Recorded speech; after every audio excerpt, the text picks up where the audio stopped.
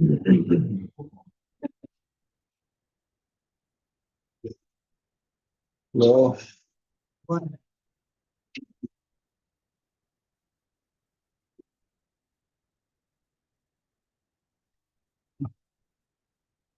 Okay, we're live. Welcome everyone to the December 19th meeting of the Village of New Paltz Planning Board. Tonight we have one public hearing as well as 5 application reviews on the agenda.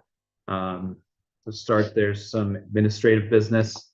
First, did everyone get a chance to review the minutes from our December 5th meeting? Yes. Yep. Could I get a motion to approve the December 5th minutes? So moved. Second. All in favor? Aye. Aye. Next, I'd like to look at our 2024 meeting schedule. I have a physical copy here if you don't have one, but unless there are there any objections to the meeting dates?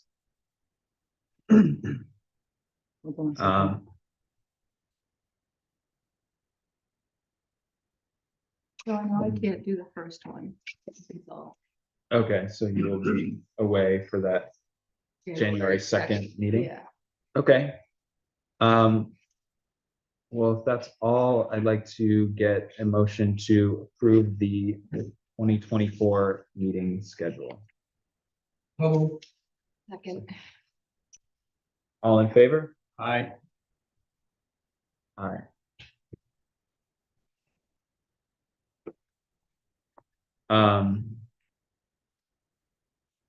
Next, just have a quick.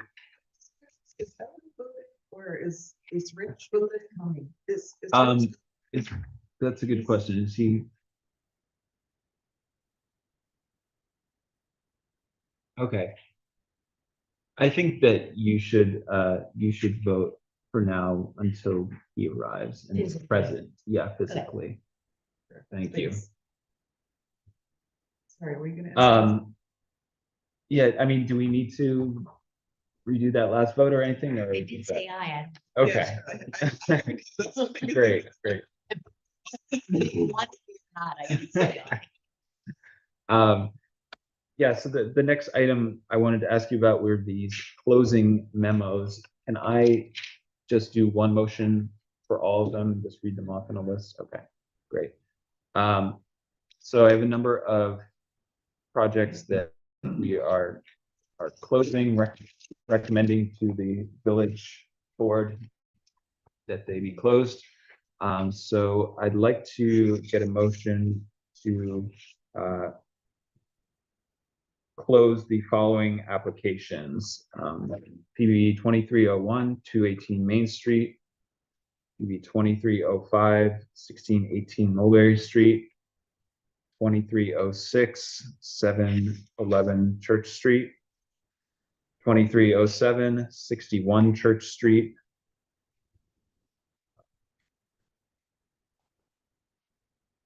2310, 23 Millrock Road,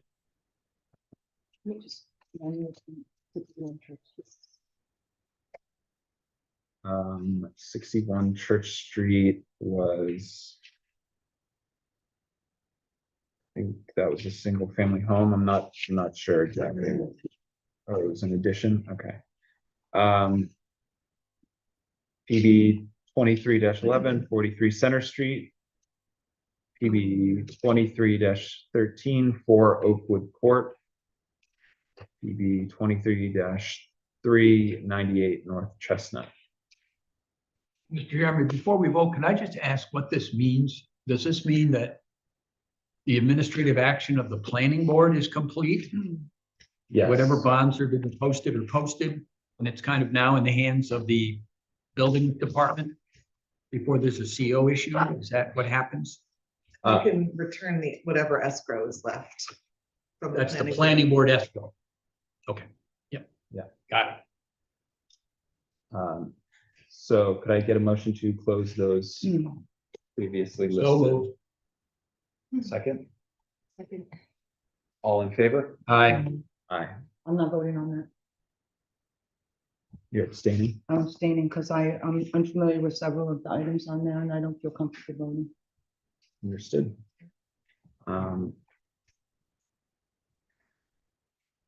Next, we have updates from the village board or Ulster County Planning Board. Bill Murray, any?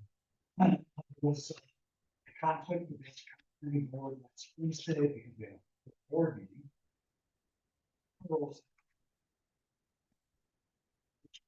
We're just going to continue. Emergency.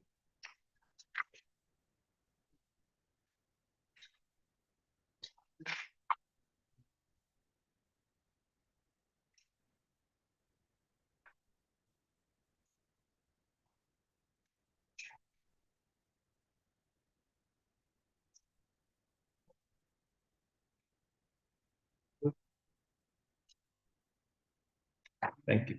You. Thanks. Are there any updates from the Environmental Policy Board? Rachel? They met? Yes, we did meet.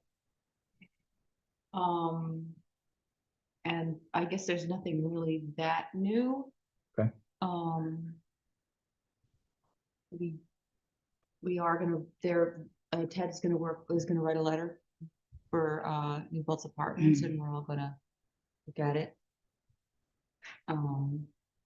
And we talked a little bit about the new environmental requirements. Apparently in 2024, the state has ruled that all new buildings must not be using any fossil fuels at all. And I really think that this is coming down the pike, so we should be looking towards that with our applications as well. And, I don't know, Autumn, we're there. I don't know what else we talked about. I mean, there's an ongoing issue of guinea hens, which keeps coming up. One of our members would like to introduce them to control ticks. Thank you. Lastly, are there any updates from the town planning board? I do have a short update, not a lot because their only meeting in December was canceled. But the last thing that they were working on that they don't have a lot of things to review right now. So the board decided to take some time to develop a overlay. And basically it's a conservation overlay. And what they're doing is they're figuring out how to protect large plots of land. And this is especially going to be happening over by Plutarch. So that's kind of what they're thinking about and working towards on that planning board, which I thought was really interesting because after being on that planning board for 7.5 years, I didn't even know what an overlay district was. Yeah. So I took a couple minutes and I did a little research, and I think it's a really great tool that our town can use to protect farmlands and large tracts of land from development. I'm Right. actually working with the town on that through the Hudson River Restoration Program. They contracted my firm to work with the town. Can you tell us a little So, about it? Like, Yeah, can you give us 2 minutes? I mean, I don't know if you want to do that tonight or. Just give us 2 minutes, like, what is it? I'm sorry, we have a long agenda. I'd rather not do that right now, but yeah. Anyway, that's the certainly update. Does sound very interesting. Next, I'd like to move on to the public hearing section of the meeting. Could I get a motion to open the public hearing for PB 23-17 5 Church Street? Second. All in favor? Aye. Is there anyone here? Is there anyone here tonight that would like to make comment on 5 Church Street? That's the big new building. No, this is the short-term rental. Oh, that. Okay. I Um, don't know. Not seeing anyone in the audience. Is there anyone online? Doesn't seem like it. No. Okay. If there are no public comments on this project, I'd like to get a motion to close the public hearing. So I make a moved. motion. Oh, second. All in favor? Aye. Aye. Public hearing is now closed. I realized I did skip the public comment section. If anyone here would like to make a general public comment about planning board business, you can do so now. Is anyone here to make a general public comment? No? Okay. In that case, I'd like to move on to the application, PB 23-17, 5 Church Street. Could the applicant please come up?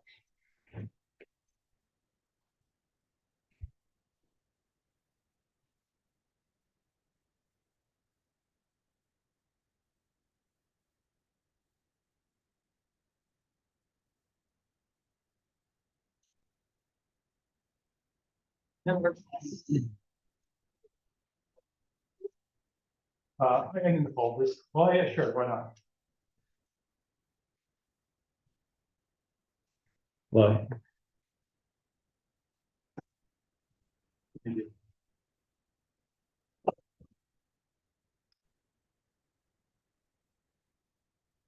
okay. You could bring it closer. I think it's- Anybody see that?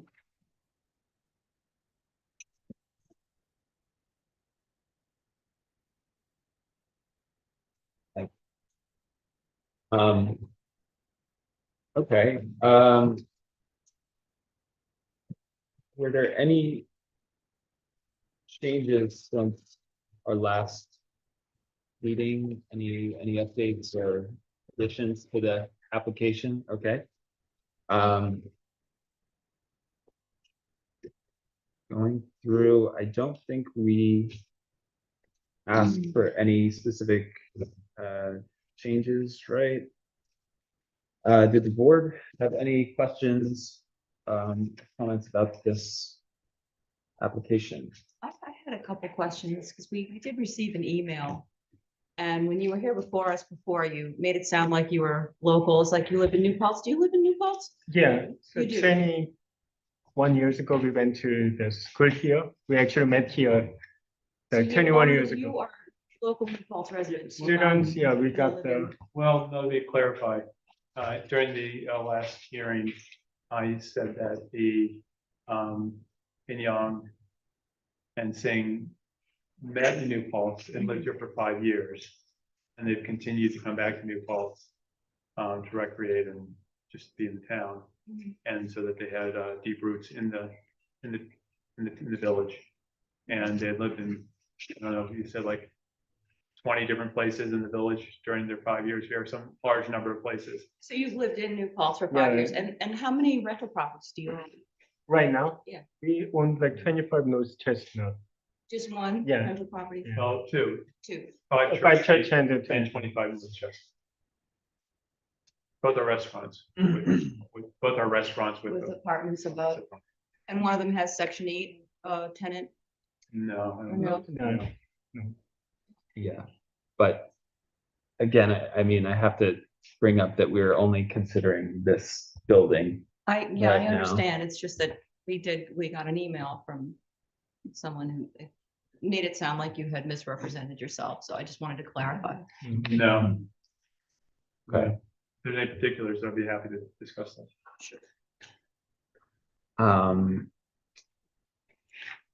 Well, I didn't see anything else that I thought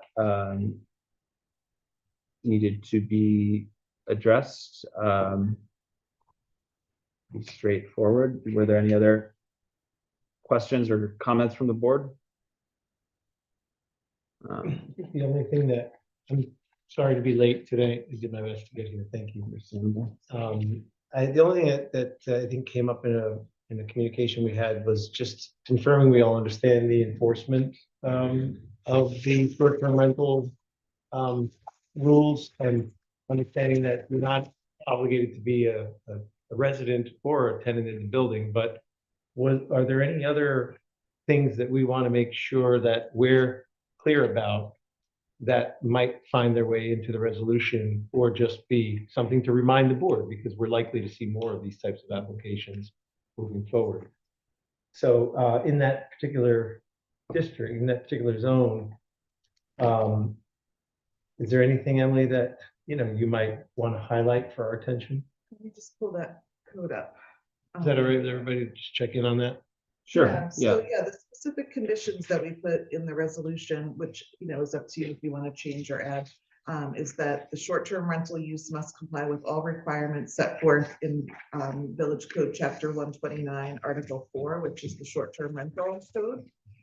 It's not in the zoning, so you gotta look in the housing standards. Right. And then the other one is what you discussed, that the short-term rental use will be limited to a maximum occupancy of 4 people.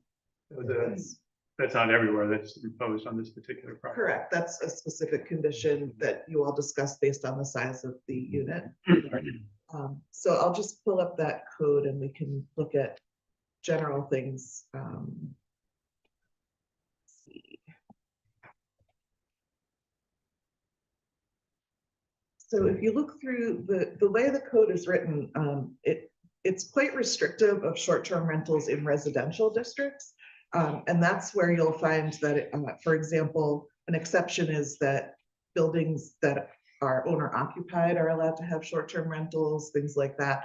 That all applies to residential districts. This is in a business district. So I think the idea is that it's not changing the character of a neighborhood in the same way because it's oriented towards commercial use already. Are there any considerations for number of rental nights or continuous rental, or any sort of things like that that this board might just remind ourselves about, or understand for future applications as well? There's not a combination of short-term and long-term rentals, right? This is only going to be a short-term rental? Yeah. Short-term rental doesn't preclude a long-term rental, does it? I'm just curious. It says where long-term rental is provided for part of the year or short-term rental is provided for part of the year, that you need to stay current with the annual registration requirements. Sure. Is there a certain amount of days that triggers it as a short-term rental? 30. 30 days. So the person would have to be there less than 30 days. If they stay longer than 30 days, they're a long-term tenant. Right. So if somebody ended up staying there longer than 30 days, they'd have to come back and go back through this process to undo it. No, No. we're allowing the short-term rental use. It's just that there's an annual registration with the building department. So, that but they there's need to- there's yeah. annual registration with the long-term apartments also. So it's just a different registry. Is that correct? That's, yeah, I don't know this inside out, but I think that's right. And then there's an annual inspection from the building department. And then there's, I think we talked about this, you have to post a card listing emergency information, the name and number of the property owner, et cetera, inside the apartment. Yeah. It's all in section 129. Those are all things the applicant is aware of. Thanks. Yeah, thank you, Emily. Okay, if everyone is on the same page, then we have prepared a resolution of approval, and I would like to go through the specific conditions that we discussed last time. So number 1, the short-term rental use must comply with all the requirements set forth in the Village Code, Chapter 129, Housing Standards, Article 4, short-term rentals. And 2, the short-term rental use shall be limited to a maximum occupancy of 4 people. Then there are some general conditions, and other than that, it's a standard resolution of approval. if I the, do have a comment. yes, I did look at the floor plan and they have 2 bedrooms and a living room. And I don't think that there would be anything wrong if they had a pull-out bed in the living room. If there was a couple there with a child and the child slept on a pull-out couch in the living room, I don't think it would matter to anybody in this village. I'm not saying that we should pack people into an apartment like sardines, but looking at the floor plan to me, I think that the maximum occupancy could be 5 people would be fine with me. If it was only okay. 2 bedrooms without a living room, I would say fine with 4 people. But being that they had the living room, I would say 5 would be okay. Yeah, I mean, that That's my, makes sense. that's my personal opinion. Makes sense to me. I don't know if there were any. I don't like, even know if they care, but I'm just saying that I think 5 is fine. Were there any square footage reasons that we said for? Okay. Well, I'd be open to changing that specific condition to a maximum occupancy of 5 people. Unless, other board members have thoughts on that? Emily, I'm sorry, do we have discretion like that? Do we have the discretion to say 5, 6? Well, because it's a special use permit, you can put reasonable conditions on in order to make sure it's not going to affect the neighborhood. So, you know, if you think that too high of a number might cause noise or traffic or other issues, then you can restrict that. And I appreciate the example of a child on a couch, but it may not be a child. It It could might just not be, be, but it could be an adult on a couch too. And Yeah. honestly, I think an adult can sleep on a couch. and I agree, but not in this case. I don't agree with that. So I would rather we leave it at 4 myself. If we have this discretion. Yeah,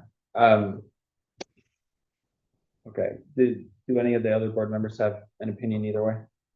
No, nothing. Well, I'd like to just leave it at 4 then as written and, continue on. So with that, could I get a motion to, approve 5 Church Street approve the resolution approval, as written? So move. Second. All in favor? Aye. We have to vote Oh. on Let's that. do a roll. Yes, sorry. We have a roll call, Autumn.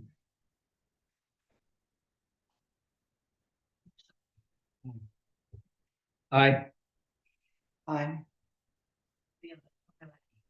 Aye. Thank you. Okay. And with that, you have your approval and Thanks very much, everyone. Thank you very much. You want to-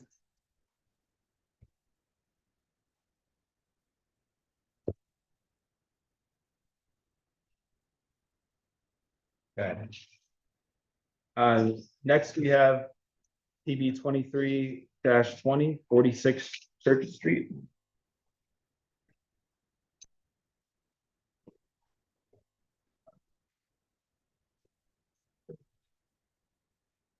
Hello, Hi, could you introduce yourself? yes, my name is John Johnson. My wife and I own a piece of property at 46 Church Street. Where we'd like to add 2 3-bedroom apartments. Okay. And, this is essentially what it's gonna look like. The one on either side of the middle is already there. We're just filling in the center. Understood.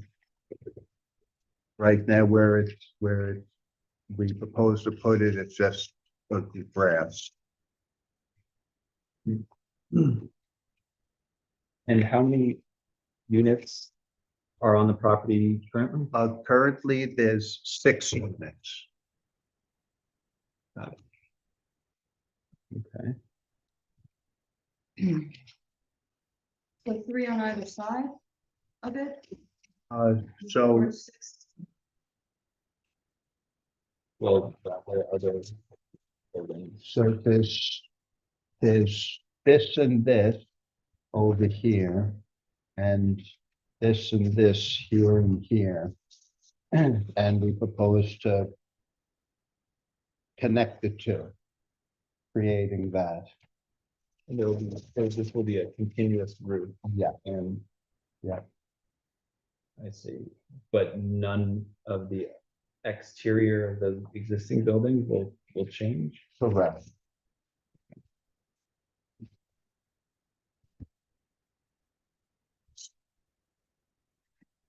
Sorry, I was trying to make it out on my laptop. and It wasn't as clear as it could be. Do you have additional copies of this?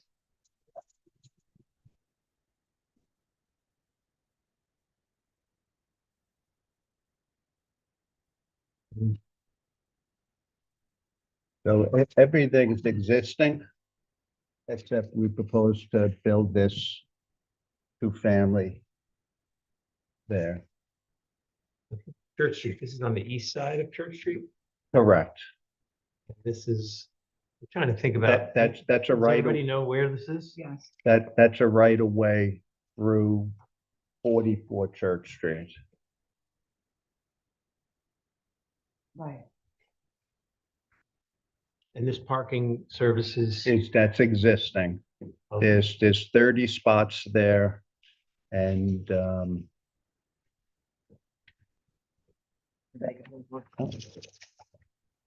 But it's parking that services what, a commercial establishment or? no, the residential. The existing residential units. With the new building, we're required to have 28 parking spots, but we have 30 existing. Yeah, that's what I'm trying to understand. Yeah. So it's, One thing that I know we're gonna need to get a variance on is the actual lot size. The lot size where 4,840 square feet shy to have 6 more bedrooms. Sorry, have you received yet the memo from the code enforcement officer who went through this to look at the zoning code? Yes. 'Cause there are a number of issues that he identified. So he identified the lot coverage, which it doesn't state it on the plan, but it's with the new building, it is less than 60%. Okay, well, So you're aware of we'd like to have a bulk table on there. I realize that. Oh, sorry. Yeah. Go. There's also an issue of, and of course, everyone wants to see more housing, so Yeah, I'm trying, but as far as the frontage on Yeah.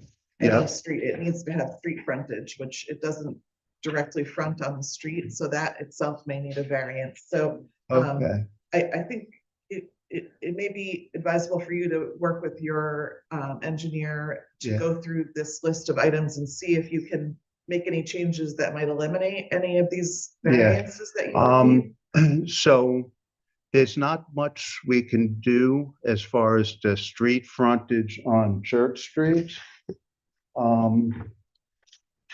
But when we purchased the piece of property,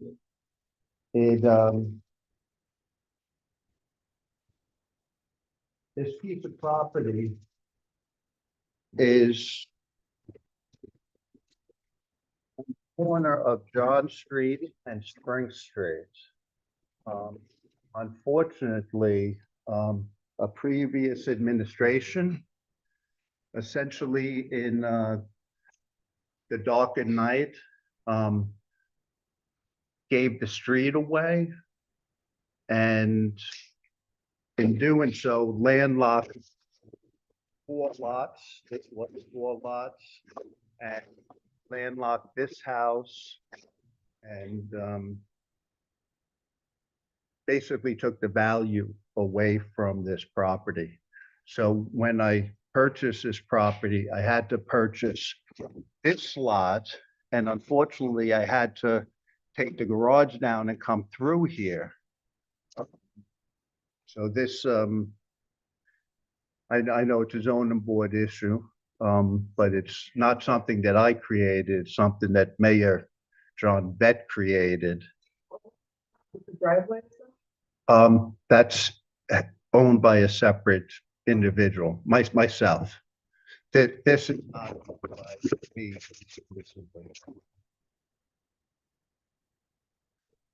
So Yeah, you own it with somebody else? it's owned in two different entities. I didn't see which lot you meant though. So this lot on Church Street where we had to give the right of way to get to this lot. The one that fronts Church Street is owned by two entities? No, that's owned by me. This is owned by me. And someone else. If you could join the two, then we wouldn't have the problem, but Um, they're two different owners. It is, it's two different owners. But you have an existing easement that you could provide us. Well, yeah, there's, Oh, I see, just for the issue of, street. And also there's the requirement under the state law that you have to have frontage directly on a road and easement isn't enough. And so you need a variance for that. Right, okay.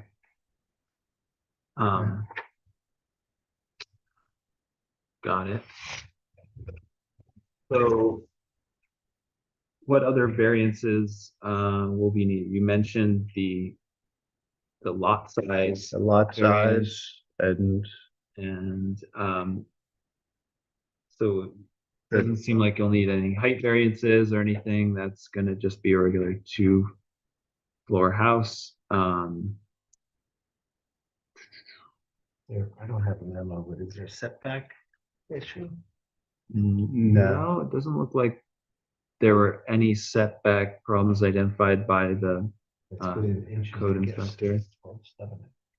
Well, that building was pre-existing non-conforming. and it's.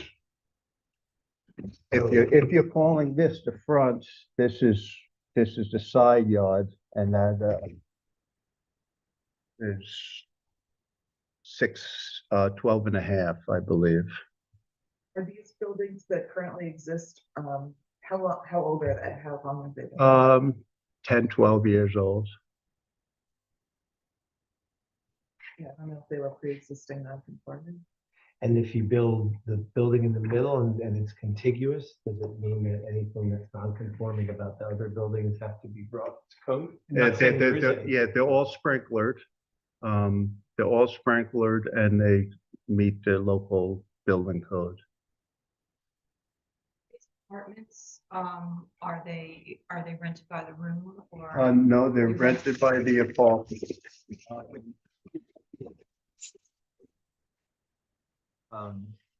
You can see the floor plan. They're three bedroom apartments. It's 2,500. Actually 24. but- So the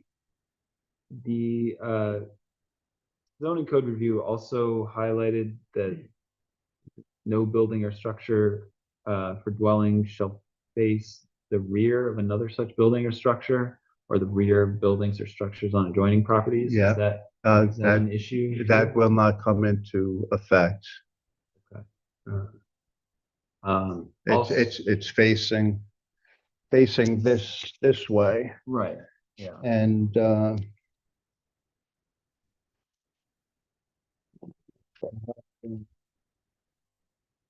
anyway, I would love for you all to take a walk up there and look around because on all three sides of us are buildings, multifamily buildings that are larger than what I'm proposing.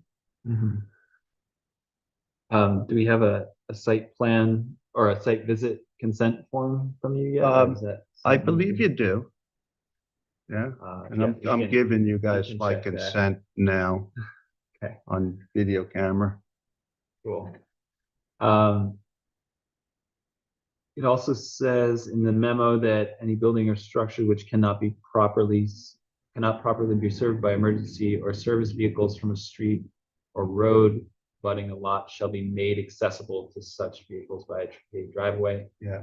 So, And Okay, the that's the the driveway is paved and the two members in the building department are on the fire department and they said they could get a ladder truck up there, no problem.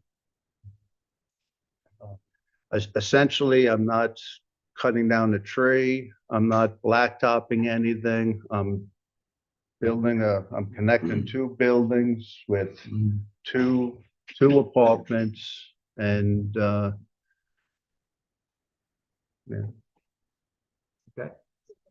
variances would be the lot size and the frontage. Is that where we landed? I mean, that's what the code. seems like it, Yeah, it yes.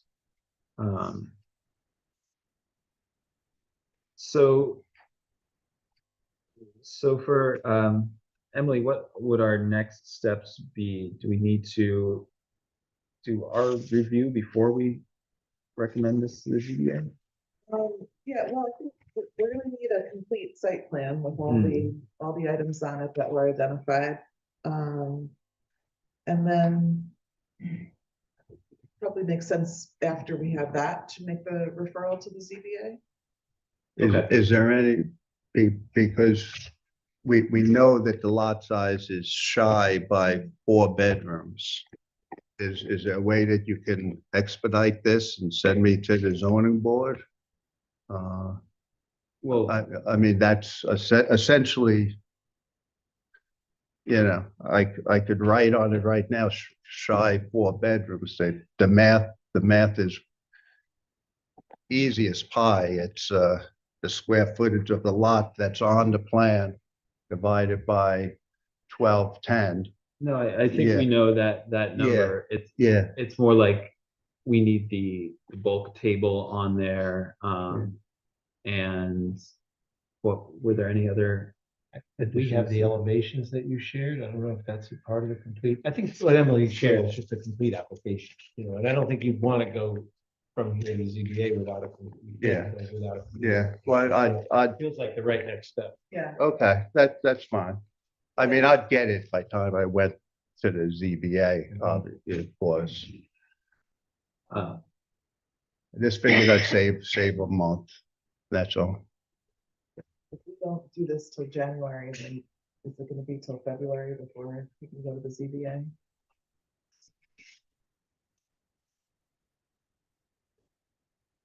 Would there be So- time to make that referral?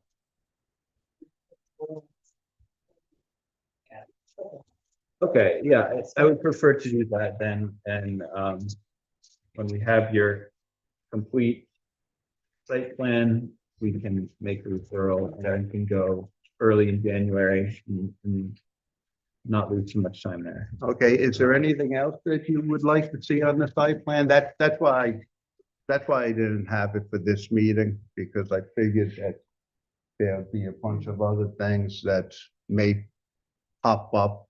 Going to be adding anything else to the site, any landscaping, anything No, no, different, yeah, just the no, building? just adding the building there and I'm short a few square feet. Right.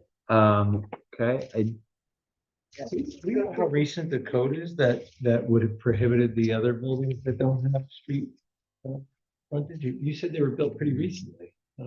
Yes, yep, but There's so, already a variance granted. Yeah, we probably What's want to that? check into that. I bet the ZBA would, or they could look into it. what's that? What I was asking is the other issue with the code is the building being, not having street access other than the paved driveway. And neither do the other two buildings that are going to be. Correct. And Side of it. So I was asking whether those received a variance. they did not receive it, but I built them.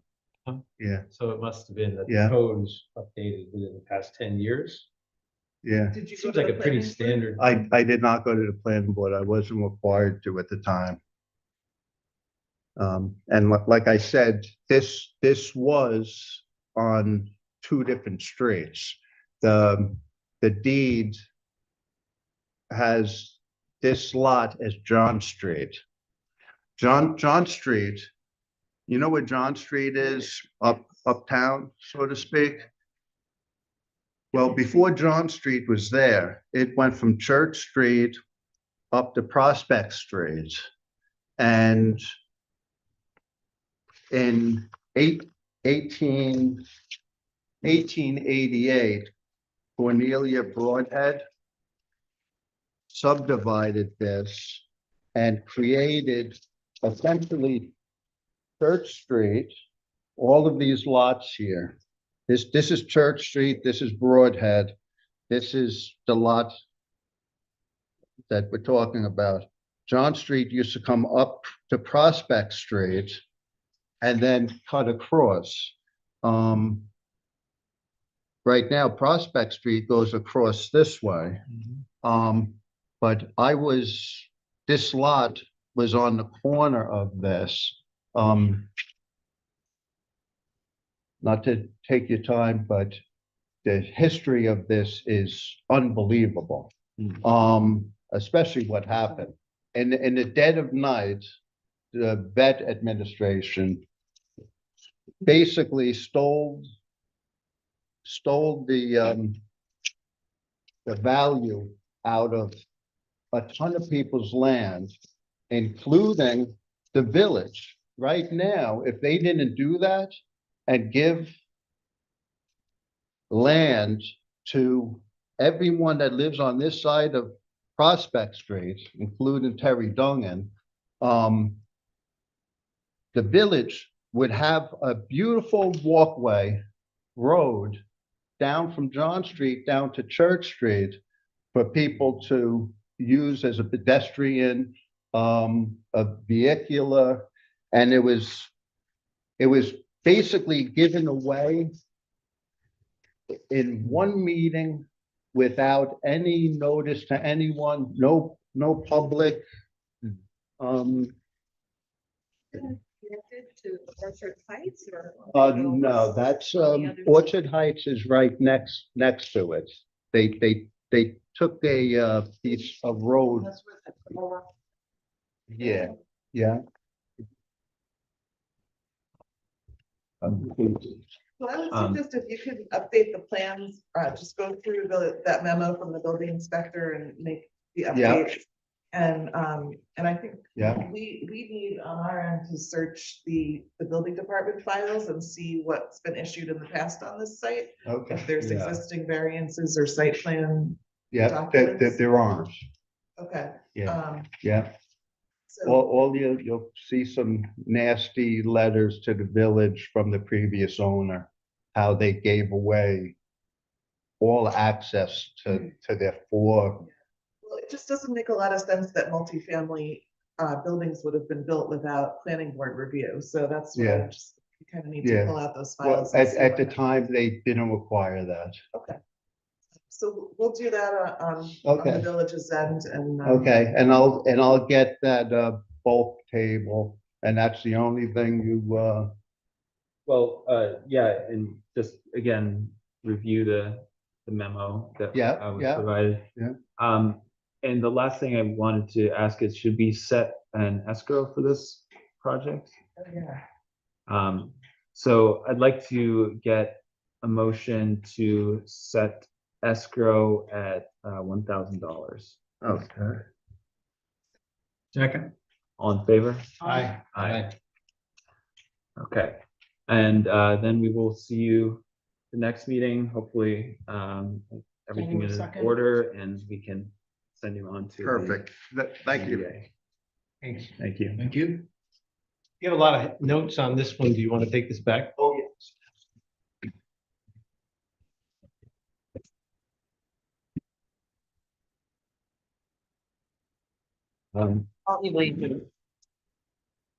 Moving on, we have PD 22-11, 137 North Chestnut Street.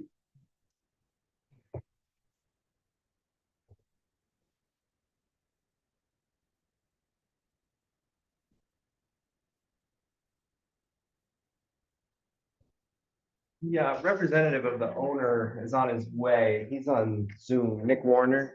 I Okay. don't know if you want to let Nick in. And can you just folks introduce yourself for the people watching online? Sure, Charlie Gottlieb from Whiteman, Osterman and Hannah. I'm a land use attorney for the applicant. Justin Dates, Colliers Engineering and Design, design professional.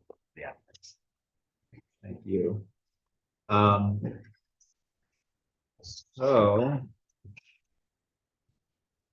getting pretty close. Any more updates or things you want to tell us about?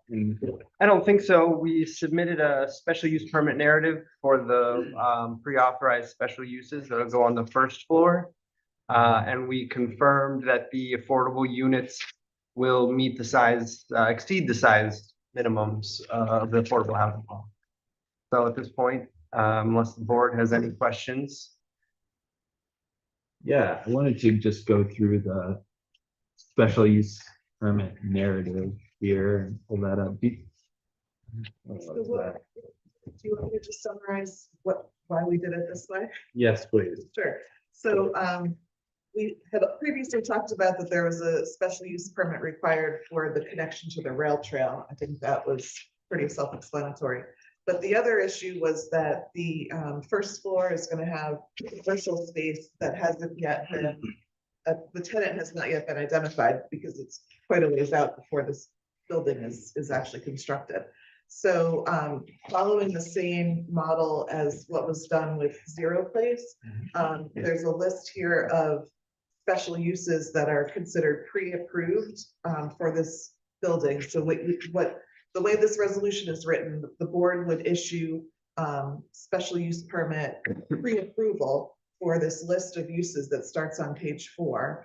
And those are all the uses that are listed in the use table as allowed by special use permit in the NDR district that don't have some other special criteria associated with them. So if in the future, a use fitting one of these categories wants to come into this building, it can do so without coming back to the planning board. Okay, And thank if you. I'm sorry, if there's a use that's not specific, then they do have to come back for a special use permit. Correct. It's not to say they couldn't go in, but they would need to come back and make sure the specific criteria are met. And do you recommend we go through those special uses, or is that not necessary want to. right now? Um, I'm not finding that memo. That's the resolution of approval, no? But Oh, the list is in oh, there. I think it- page 4 is gotcha. the one. Okay, great. You want me to read them off? Yeah, that would be great. Thank you. So mixed use building, that's the general building. Limited business retail, excluding limited business retail uses that have particular standards. So those would require an individual special use permit.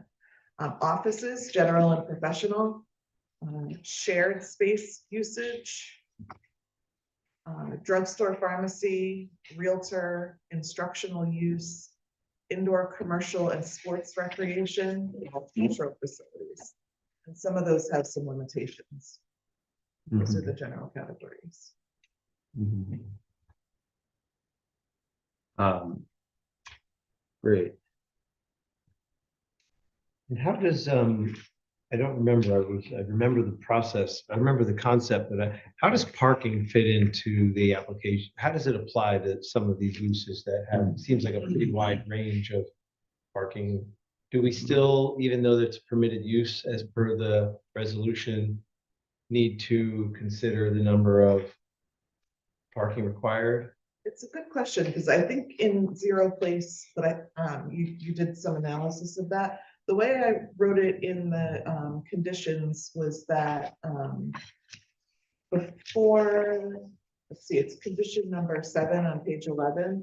Prior to the issuance of a CO for any non-residential use, the applicant shall demonstrate to the building inspector that the parking requirements applicable to each individual use and the total requirements for all uses on the site are met within. Yeah. Yeah. Yep, and the calculations, and correct me if I'm wrong, Justin, but the calculations we did for parking were conservative. So we wouldn't expect to have a situation where one of these uses comes in, we don't have enough parking. Yeah. But again, that would be confirmed by the building inspector when we go on. That's the thing I remember being.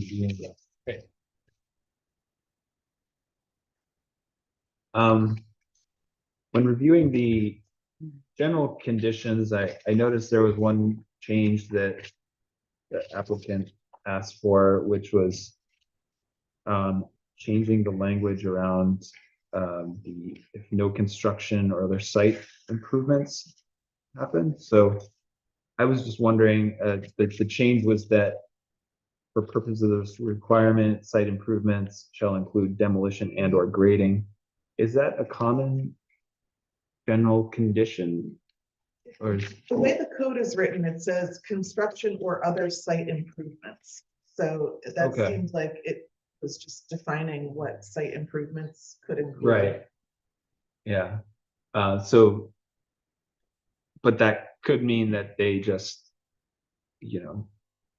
break up some of the asphalt, and then that. What they'll have to do is they'll have to get a building permit. And then the building permit will have a time limit on it. So Right. it's not as if it's just, gonna go on forever. Yeah, typically what happens is, the site plans in every municipality have a time frame from when they're valid for, or when you have to go get renewals. Typically, when you pull a building permit, now you're in the building department's jurisdiction and you're no longer with the planning board. And then you have a certain time frame of which you need to construct. Right, a year, and it could be extended because most constructions like this one, I imagine, will take 18 months or so to construct. So as long as there's progress, the building permit and the building department stays on top of the timing of construction. Now, if we sat here and did nothing for a year, we would have to come back to this board and explain why we have done nothing. Whether it's we're still working on the developer's agreement or financing, whatever the case may be. Okay, yeah, that's reasonable to me. And then with the special use permit, you might have seen that also in number 7. Because some of these special uses may not start right away, like there might be one type of business in there and then another one 5 years from now. That's written so that the expiration doesn't occur just because all of those uses haven't commenced yet. Right. Okay. Did any other members of the board have questions about the resolution? I would have liked to have seen the bus stop mentioned in it.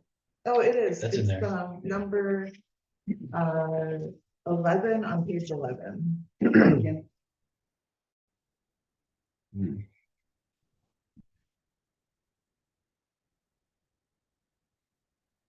Bottom of page 11 on my version. That's the same. Yeah. Curious about the asphalt. Are you Okay. planning to I'm in the wrong thing. destroy, dig up all the asphalt that's Same, there, same, that's different. currently there, and cart it Thank you. somewhere and then new asphalt? It's not a lawyer question. Yeah, I would imagine the existing slab there will also be broken up and taken off site. You probably use the existing slab, yeah, concrete slab. Yep, Right. yeah, all that would need to be broken up. You probably use some of the existing access and drive aisles, for construction purposes. And then as we come out, work our way out from the building, we'd improve the parking areas, things like that. Any other questions, concerns? And you had a chance to, review all the special conditions and also. Yes. Fine with those. Okay, well, I believe I have to read through all of them anyway.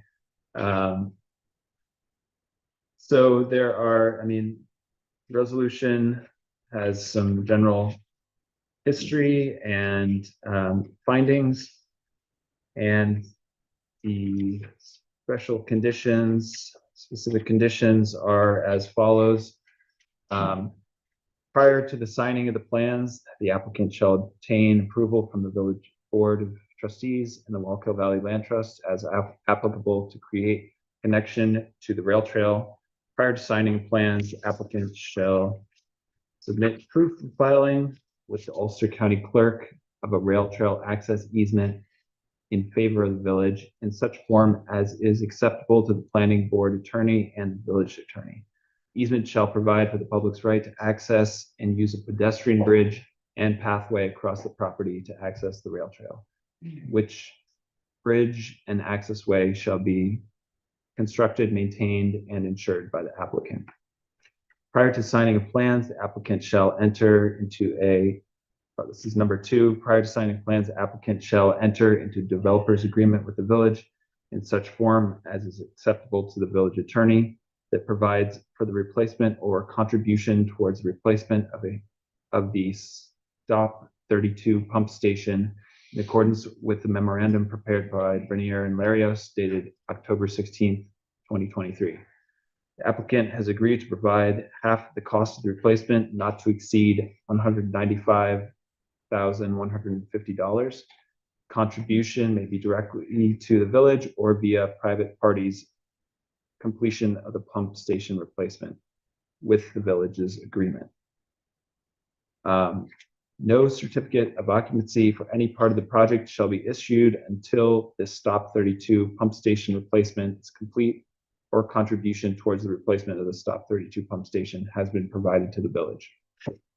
Number 3, prior to issuance of a building permit, the applicant shall provide proof of filing with the Ulster County Clerk of a stormwater control facility maintenance agreement in such form as is acceptable to the village attorney, setting forth the owner's obligations for the operation and maintenance of the stormwater facilities as described and depicted in site plan and stormwater pollution prevention plan. Such agreement shall also provide for a financial security for maintenance of such facilities and shall assure the village's right to enter upon the property for purpose of inspecting, correcting, and maintaining the stormwater facilities. Number 4, prior to issuance of a building permit, the applicant shall deposit the required cash payment in lieu of parkland reservation in an amount to be determined by the Village Board of Trustees with the village clerk pursuant to Village Code 212-23J3. 5, prior to the issuance of a certificate of occupancy, the applicant shall submit proof of all necessary approvals from the New York State Department of Transportation. 6 of the proposed housing units, 3 2-bedroom units, and 1 3-bedroom unit shall, 3 1-bedroom units, thank you, shall be reserved for affordable housing in accordance with Chapter 132 of the Village Code. All affordable housing units must remain physically integrated in the design of the development and physically distributed throughout the development in the same proportion of other housing units. The affordable housing units shall be constructed to the same quality standards as market rate units. The exterior finishes of the affordable housing units shall be indistinguishable from all other units.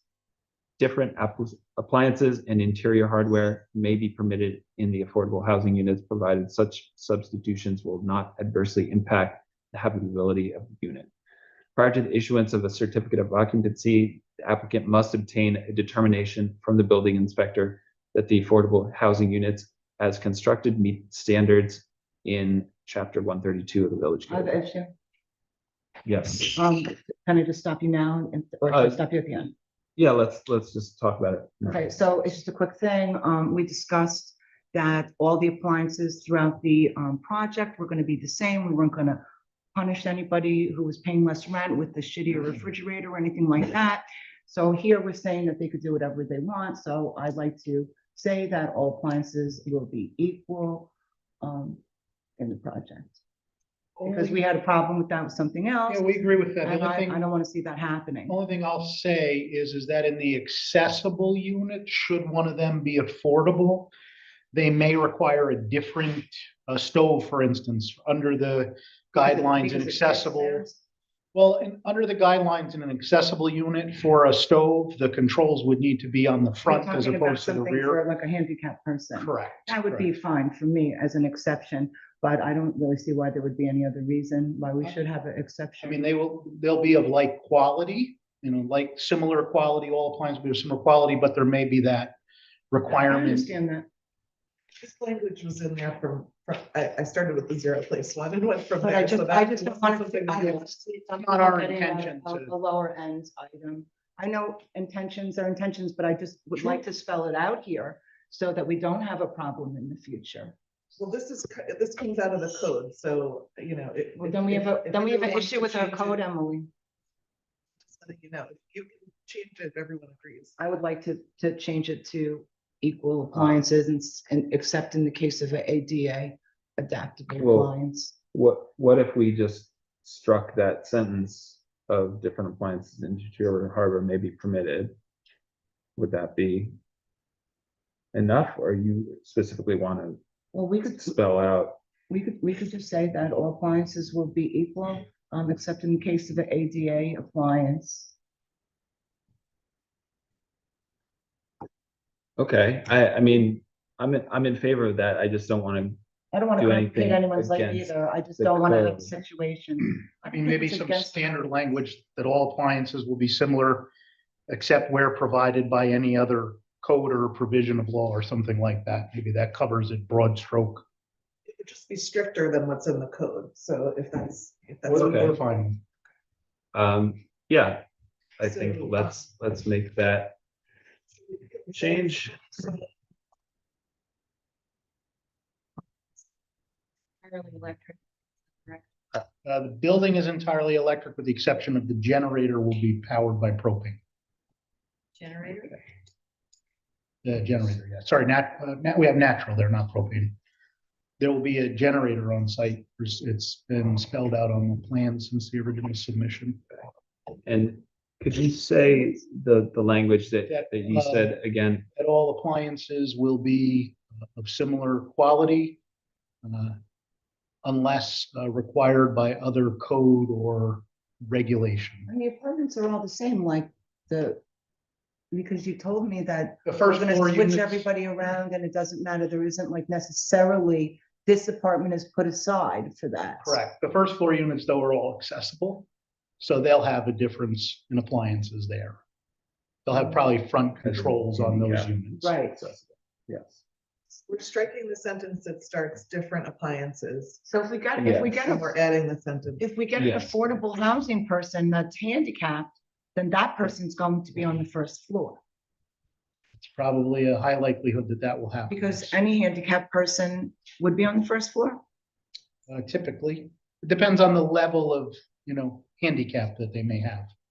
Some people could be visually impaired or hearing impaired as opposed to physically impaired. So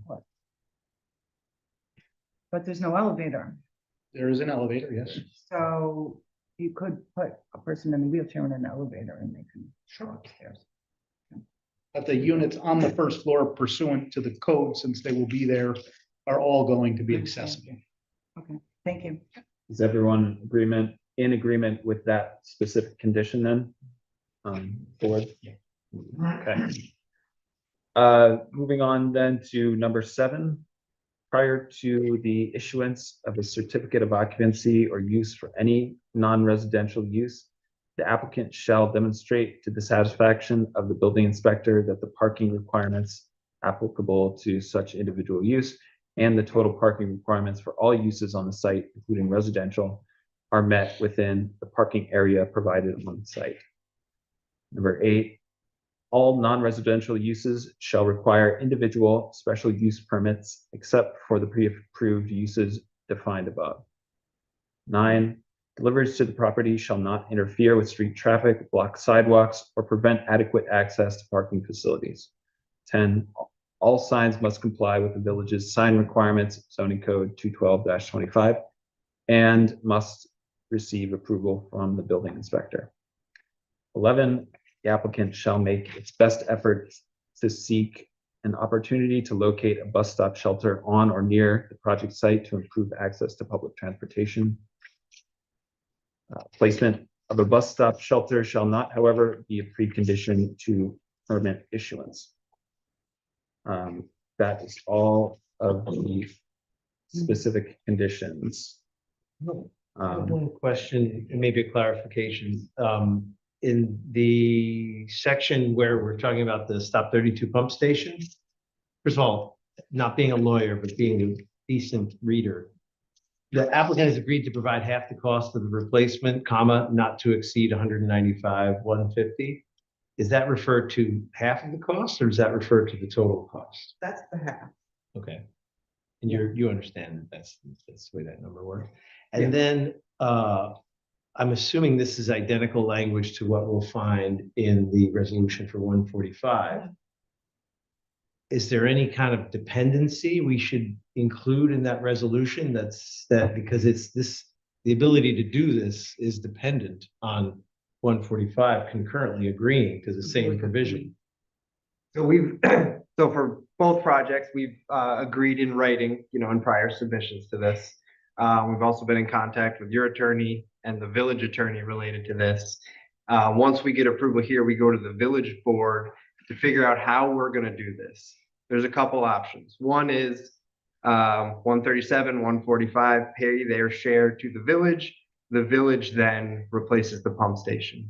A more realistic scenario is that one of the developers does the construction, buys the pump station, does everything, does all the work, and then deeds it over to the village. We're still figuring out the legal instruments of that, but those are the options of how it's gonna take place. But any of those options are only possible if both of you are in the deal. Correct. As of now, only one of you are in the I deal. agree, I think. we No, also both wanna- are in the deal. Luckily both have the same attorney, but 145 has agreed in writing to this board to cover half the cost. 137 has agreed in writing to cover, and also it will be in the resolutions. So, but is your concern, what if only one of the projects goes forward and pays I and think we then? need a clause. Yeah, we just, I really, I might be being overly pessimistic. but I'm just So trying. I think there is also, we shouldn't lose sight of the fact that there is a $400,000 benefit to the village here. With No, I'm this not going questioning the forward. provision of. So, if in an unlikely scenario that one backs out, right, then the way this is drafted and the negotiations with the village board would have to be renegotiated. And the site plans can't get signed until a developer's agreement with the village board for the replacement of that pump station comes to fruition. And a certificate of occupancy can't be issued unless there's a new pump station in place. So your So you're safeguard saying is it's kind your of right risk, there. not the village's risk. Right. And I think the next piece of that would be is I don't think the building inspector is gonna issue a building permit until that agreement is entered into either. Because I just don't see that happening. But I hear what you're saying, Rich. Yeah, I mean, I think we're both developers are running the same risk that if one drops out, the other may have to pick up the share, but I think at this point, we're both heading in the right direction and, the next step, as Charlie said, is to go to the village board and get that agreement ironed out. I think that's our next piece. Yeah, I tend to agree. I think the risk here is all on the developers. Yeah. If one were to, remain on the deal, if the other developer wants to complete their project, they're gonna have to put in the pump station. Why don't we write that into the resolution? well, I did, It is. it's originally it said, the last sentence said, no certificate of occupancy shall be issued until the Stop 32 pump station replacement is complete. Yeah, so And there it then is.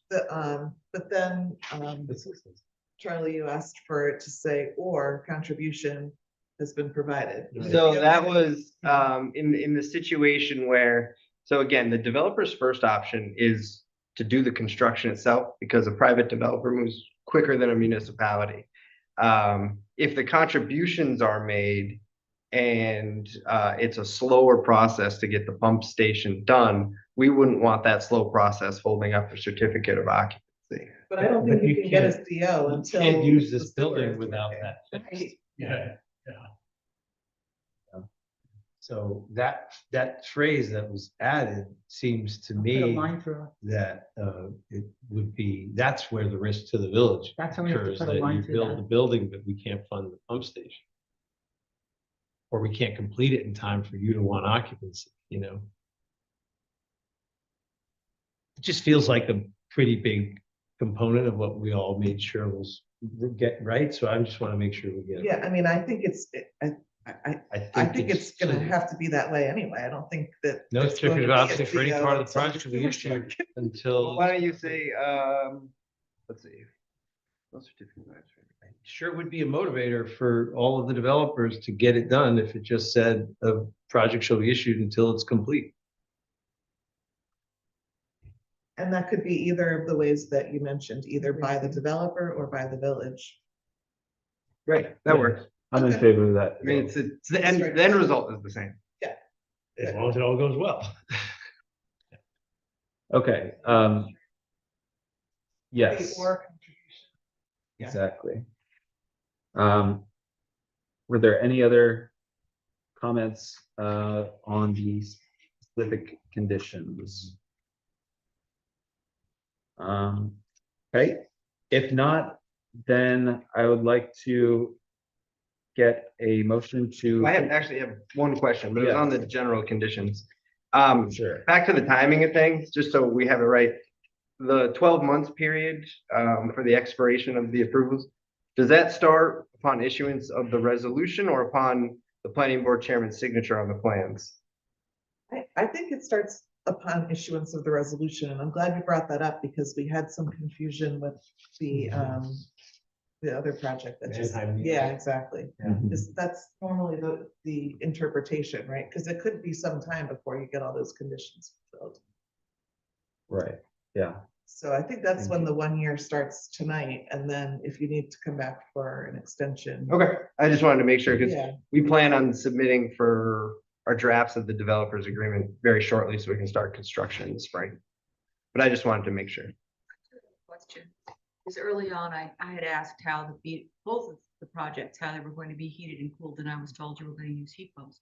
So the propane generator, what's that for?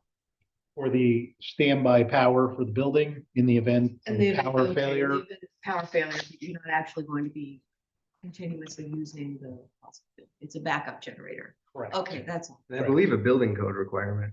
Okay, no, that's what I just Yeah, wanted it's to make not for sure. everyday use. It's only for those Just your periods in which backup we don't have generator. power. right. Okay, in that case, I'd like to get a motion to approve the resolution of approval with the amendments discussed. So moved. Second. All in favor? Oh, gotta do a roll Oh, call. sorry. Yes, can we get a roll call vote, please?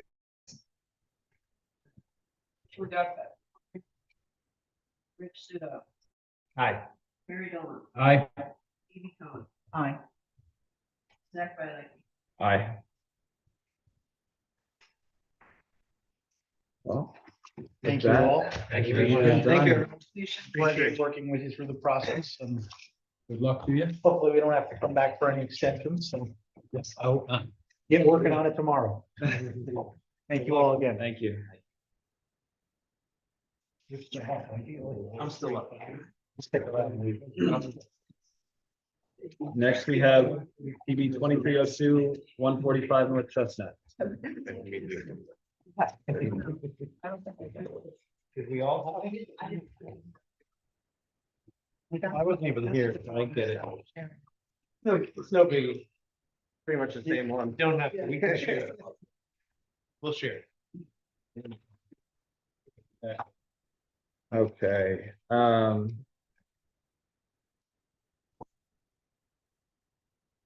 Made them.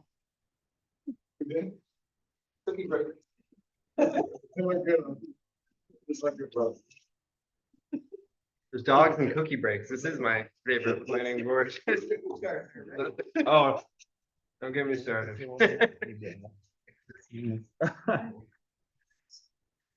Okay, so there were a couple issues that you addressed in the memo. Let me just. Yeah, I can run pull through it that if up. you'd like. Yeah, if you could just Sure. review that for us. So again, Charlie Gottlieb, land use attorney for the applicant, here this evening with Jason Anderson, our project architect, and Ken Casamento, our project engineer. We submitted on December 11th, a special use permit narrative for those pre-approved uses. But more specific questions that this board had at the last meeting. One was related to the affordable housing units. So we did agree to the change that the planning board suggested. So it'll be 3 1-bedrooms, 2 2-bedrooms, 1 3-bedroom, and 1 studio. That's great. We did confirm that all first floor units are accessible. And Emily and I kind of also went back and forth today just to confirm the public access related to the rail trail. Public, as the easement states in it, will have the ability to enter through the rail trail, access the project site, go back on the rail trail, et cetera, as you would imagine. But there is no just general, we're going to walk through the site to the rail trail without utilizing the project site itself. Reasons for that, include we have the dual access drives on both sides. So this site was a little bit more heavy on parking. So that type of connection just wasn't feasible, but the public will be able to go from the rail trail to the project site and back and forth. Can I ask a Wait a question? second. What is the developer's thoughts on like enforcement? Like if somebody just parks because they want to use the rail trail from your property, did we anticipate enforcing that? I would imagine that there'll be a limited number of tickets to the tenants so like you have a parking pass that goes in. And if a car is in the parking lot, I work in a very similar system with one of the developers occupies. And, if I'm in there with my second car and I don't have a tag on it, I'll get a notice that says, hey, you're not supposed to be parking here. We'll notifying you that if we find this car again, we're gonna take it under a tow advisement or that kind of thing. And there'll be a notice, I'm sure, that, for commercial use of the facility up front, and there'll be some space in the back that's there for the tenants. And it's the same concept with the prior project as well. The prior project at 137, you can't park there to use the rail trail because the parking spaces are for the commercial uses and the residents. Curious about, one building has 51 units and the other one has 63, but they're gonna split everything down the middle as far as the cost of the pump and of the pump station. So that's a negotiation between 2 private developers. But you're the lawyer for both of them. Right, but it's the way the 2 developers came to that, they both have mutual beneficial interests getting that pump station done and replaced for the village, so the buildings can go up. 10 grand.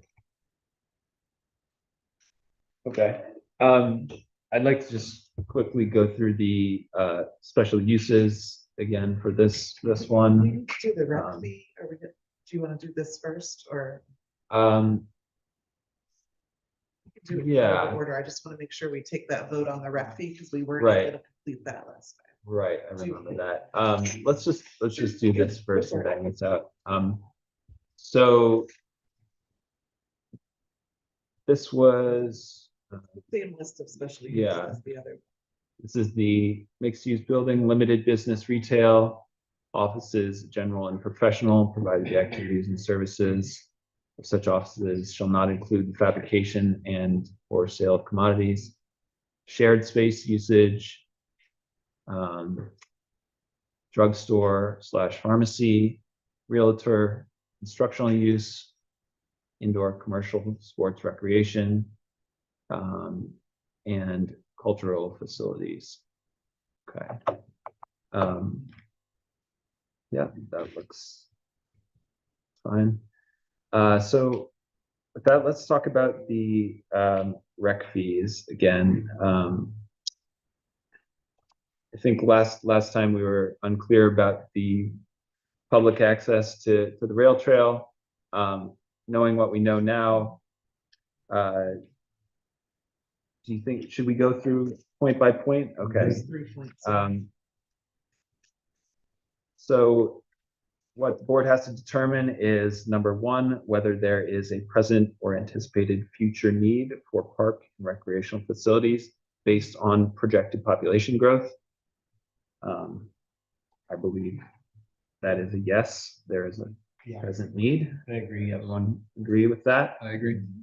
Number two, whether the new residential units for this project will increase the demand on the village's recreational facilities, which would provide a proper case for requiring parkland or payment in lieu. Yes, again, I believe the additional residents that will be living in these units will increase demand. Does everyone else share that Yes. belief? Yes. And then finally, number three, whether adequate park facilities can be located on site. Again, no adequate park facilities are not part of the site. And I don't believe that the connection, the bridge that the public will be able to access satisfies that requirement. Agreed. You know, one of the things I'll just highlight for the board that I didn't the last time, and Jason can maybe expand on this, is there is an outdoor area proposed on the south side of the building for residents, an outdoor seating area, and so forth. But again, that's for your consideration. I think it's nice to have special amenities for your residents. And I believe at this site, the rail trail connection is really for your residents of this building, not for just residents of New Paltz. I think that our residents can exit the rail trail numerous places. I don't really think that it matters to a walker buyer that they can get off there. I mean, I guess they can, but they can get off a half a block before or a half a block after. And I don't think that residents of New Paltz are going to be hanging out on your property using your picnic tables. I think it's going to be for people who live in your building. So I don't, in my opinion, I don't think that has anything to do with. Well, no, that, and again, you're totally your decision, but that's why I brought it up, is because the evaluation is, do the project residents, I understand. does that increase the I need? understand. It's also about all kinds of other aspects of recreation. You know, there's pickleball, there's playground, and there's a pool, and there's all the things that will be consumed by the new residents. Question, the other building has solar panels. This one doesn't seem to have made any effort. I'm in sorry, that can we direction. just finish Oh, the sorry. rec fee conversation? Sure. Thank you. Okay, so if the board is all in agreement, then I would like to get a motion. How should I word this? Recommending that they. So the way that it's written in the resolution, as Right. starting point is, the planning board voted to recommend to the Board of Trustees that a rec fee be required for the site with acknowledgement that some recreational benefit is provided on site through the rail trail access, which benefit the Board of Trustees may choose to consider in setting the fee. No? Yeah, I'm not sure we I don't want to say need that last part. They can make their own decision. Which number was that in the resolution? Oh, I'm sorry. So it starts on page 8, the bottom of page 8. Okay. So, okay, so I just drafted what I thought you might determine. which we could Yeah, change. no, thank So you. on December 19th, the planning board found that 1, there is a need for recreation areas in the village, including improvement of existing recreation areas. Number 2, the new residential units for this project will increase the demand on the village's recreation needs and presents a proper case for requiring a park or parks suitably located for recreation purposes. And 3, suitable parks or recreation areas of adequate size to meet this requirement cannot be located on the site. So I guess you're voting first of those findings. And then if you want to include the part about recognizing the value of the rail trail access, I don't know if you want to on this one.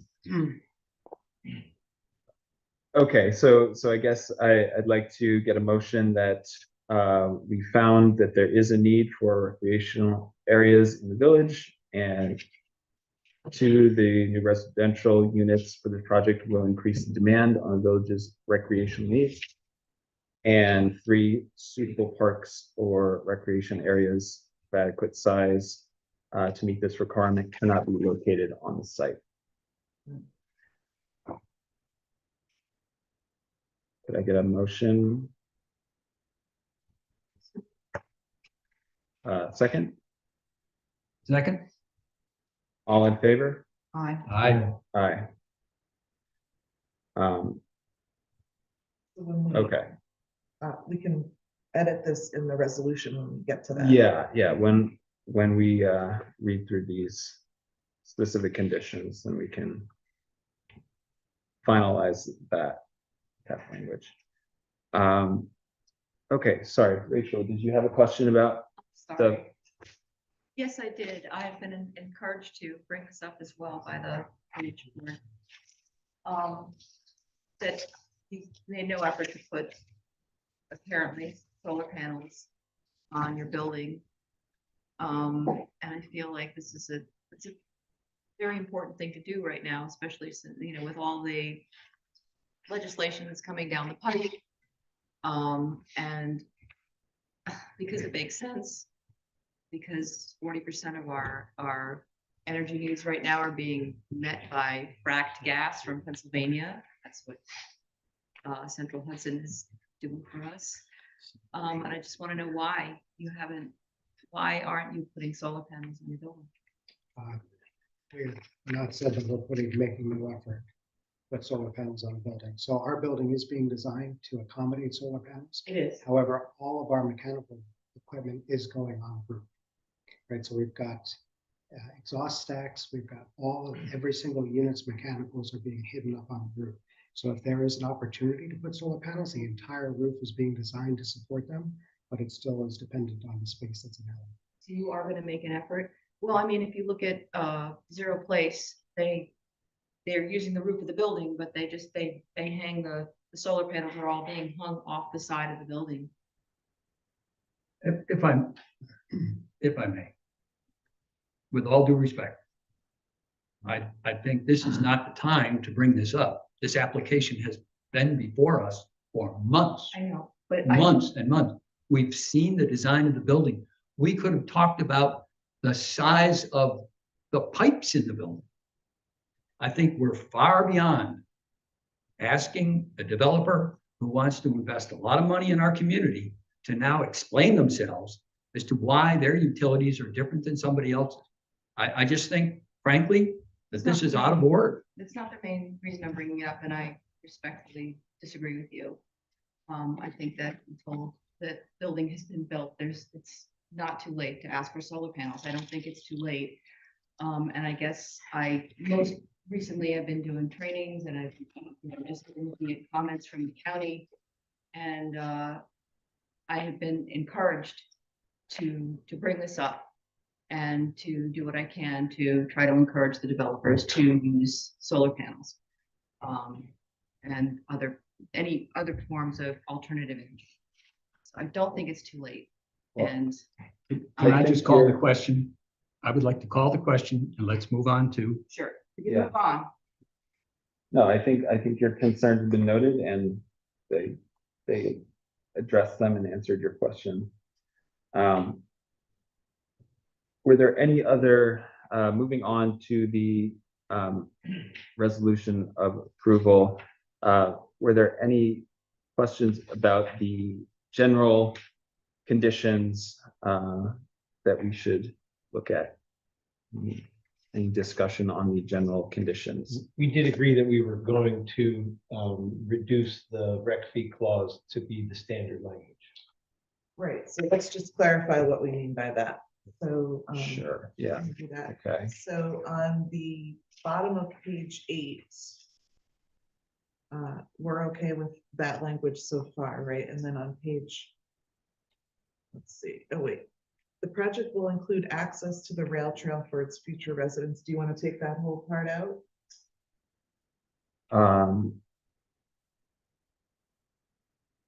Is that in relation to, I'm sorry, I don't have a copy of it. Oh, The project will include access to the rail trail for its future residents, but the board determined that such access does not substitute provision of recreational facilities to meet the demand generated by the project. I think we would leave that That's in. okay. In light of the Yeah. findings above, the applicant must deposit cash payments in lieu of land reservation in an amount to be set by the resolution of the Board of Trustees. So that's fine. So That's that's good. And then fine. the next part I want to The remove. next part. That's what I want to take out. Starting at the planning board voted. And it's our experience that it's the village board's decision on those fees. and They're going to so- decide whatever they want to decide anyway. So, and Well, let's leave up to, the planning board recommended that such a payment be required for this site, period. Yes. okay. And then we're going to cross out with acknowledgement. Yes. Okay. And then, okay, so we're gonna strike with acknowledgement. Are you getting this one? Okay, great. And how does the credit for the affordable housing units work? To get a credit? It's for- reduced off the multiple. It's instead of the fee times 60. Oh, okay, they units, just it's take that 15 one out. times. Okay. So it's just half of the one sentence that we're removing, with acknowledgement. The rest of that sentence. Okay, great. Okay. I mean, I just want to ask you guys a quick question. I just found out actually yesterday that the Affordable Housing Board is now changing it from 10% to 15%. And that's actually going to be going through, I heard, in the next month or two. So I don't know if maybe in lieu of that, you guys might consider another unit. I think the project as designed is gonna stay as designed in the future if affordable units are in addition to what this board has seen. It's not a site plan review issue. I mean, that's going to be the law in the future. Like Well, in the in question would near be whether future. the law is applicable. Well, But that's obviously, not, it's not passed yet. I mean, they didn't. well, I meant even when it's passed. But right now, you know, the affordable units that we've proposed are what's before the board. Okay. Well, if there are no questions about the general conditions, then I'd like to read through the specific conditions. And if there are any changes or questions, feel free to stop. Specific conditions, number one, prior to the signing of the plans, the applicant shall obtain approval from the Village Board of Trustees and the Wallkill Valley Land Trust as applicable to create a connection to the rail trail. Prior to signing the plans, applicant shall submit proof of filing with the Ulster County Clerk, the rail trail access easement in favor of the village in such form as is acceptable to the planning board attorney and the village attorney. The easement shall provide for the public's right to access and use a pedestrian pathway to access the rail trail, which bridge and access way shall be constructed, maintained, and insured by the applicant. Two, prior to signing of plans, the applicant shall enter into a developer's agreement with the village in such form as is acceptable to the village attorney that provides for the replacement or contribution towards the replacement of the Stop 32 pump station in accordance with the memorandum prepared by Bernier and Larios, dated October 16th, 2023. The applicant has agreed to provide half of the cost of the replacement, not to exceed $195,150. The contribution may be directly to the village or via private parties. Completion of the pump station replacement with the village's agreement. No certificate of occupancy for any part of the project shall be issued until the Stop 32 pump station replacement is complete. And then this is where I would suggest, yeah, we strike from or to the rest end of the sentence. Number three, prior to signing of plans, the applicant shall obtain approval of its stormwater pollution prevention plan, SWIP, from the village's MS4 officer. Four, prior to issuance of a building permit, the applicant shall provide proof filing with the Ulster County Clerk of a reciprocal easement agreement executed by the applicant and 143 North Chestnut LLC for the use and maintenance of a shared access drive. Five, Prior to issuance of a building permit, the applicant shall deposit the required cash payment in lieu of parkland reservation in an amount to be determined by the village board of trustees with the village clerk pursuant to Village Code 212-23J3. 6, prior to the issuance of a certificate of occupancy, the applicant shall submit proof of all necessary approvals from the New York State Department of Transportation. 7, 7 of the proposed housing units shall be reserved for affordable housing in accordance with Chapter 132 of the Village Code. The affordable housing units will include the following unit sizes: 3 1-bedroom, 2 2-bedroom, 1 3-bedroom, 1 studio. All affordable housing units must remain physically integrated into the design of the development and physically distributed throughout the development in the same proportion of other housing units. The affordable housing units shall be constructed to the same quality standards as market rate units. The exterior finishes of the affordable housing units shall be indistinguishable from all other units. Different appliances and interior hardware may be permitted in the affordable housing units, provided such substitutions will not adversely impact the habitability of the unit. Prior to the issuance of a certificate of occupancy, the applicant must obtain a determination from the building inspector that the affordable housing units as constructed meet the standards in Chapter 132 of the Village Code. Does the board wish to change the language here to match the resolution of approval of 137 and use that same language about similar appliances? Yeah, I have 2 issues so far. I have 1 at 1, and I have my second issue is in number 7 with the appliances. Okay. So I don't know if you want to wait till the end, or you want to get through it and then go back, or you want to. Sure. There are only a couple more. We'll just come back then. Number 8, prior to the issuance of a certificate of occupancy or use for any non-residential use, the applicant shall demonstrate to the satisfaction of the building inspector that the parking requirements applicable to such individual use and the total parking requirements for all uses on the site, including residential, are met within the parking area provided on site. 9, all non-residential uses shall require individual special use permits except for the pre-approved uses defined above. 10, deliveries to the property shall not interfere with street traffic, block sidewalks, or prevent adequate access to parking facilities. 11, all signs must comply with the village's sign requirements, zoning code 212-25, and must receive approval from the building inspector. Okay, so what was the Okay, question? so first I wanted to go back to number 1, where we have the easement with the right to access and use a pedestrian bridge pathway to access the rail trail, which the bridge and access way shall be constructed, maintained, and insured by the applicant. But we already discussed that there's no path from the trail that's going to take anybody anywhere, except for the people that live in the building, right? Well, so the public can go on the trail and access the commercial uses on the site. So they can come off the trail and come into the stores that you have and go to Correct. the street. There's going to be places for them to do that. Yes. Okay. So, so Theoretically, they could cross the street and go to the Millbrook Preserve. right.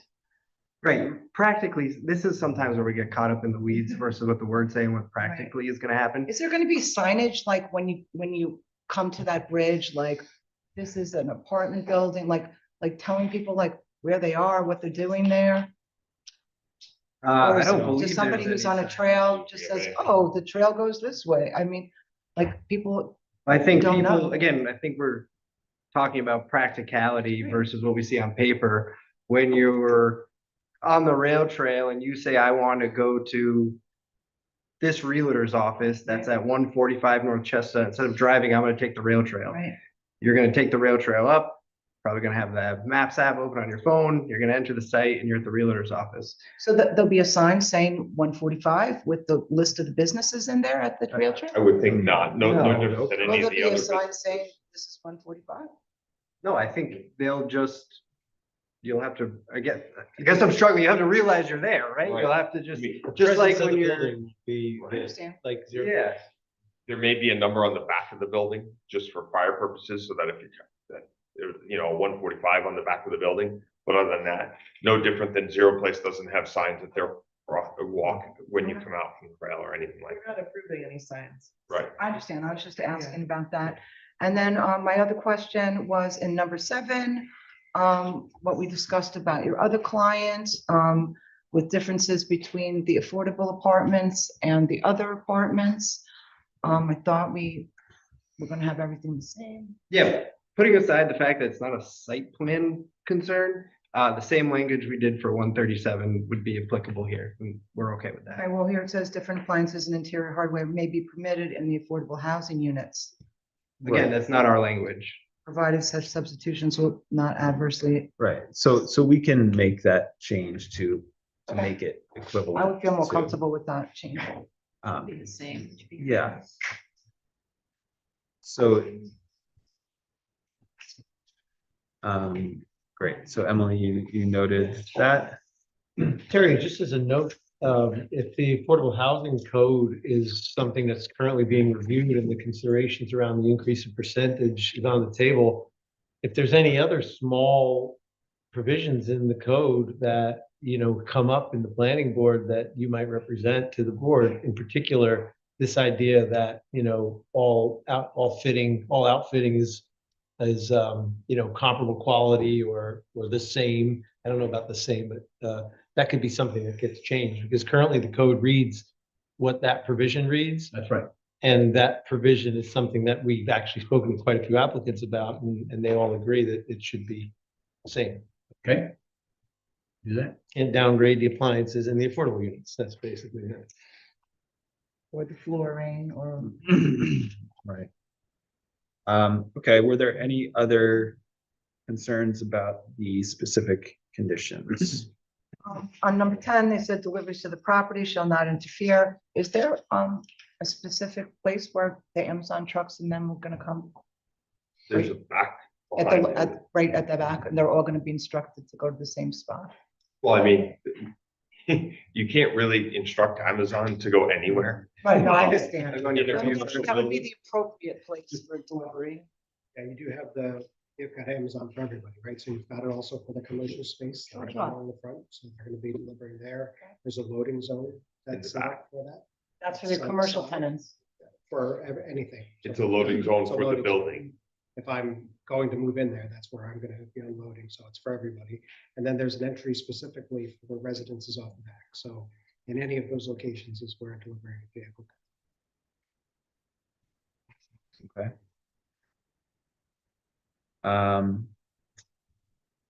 Any other items? Okay, if not, I'd like to get a motion to approve the resolution of approval with the noted amendments. Second? And could we have a roll call vote, please? Yeah. Rachel, yeah.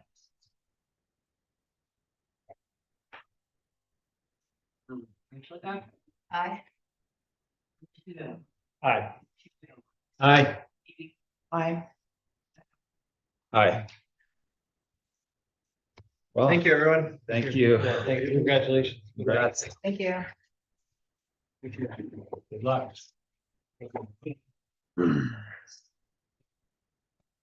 Yeah. Yeah, they are, it's in the code.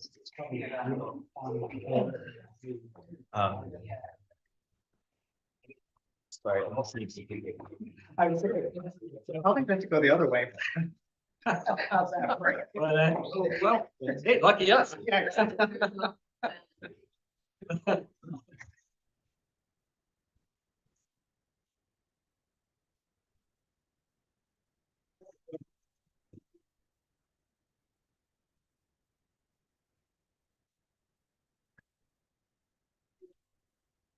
Say when these were. Didn't go to the planning.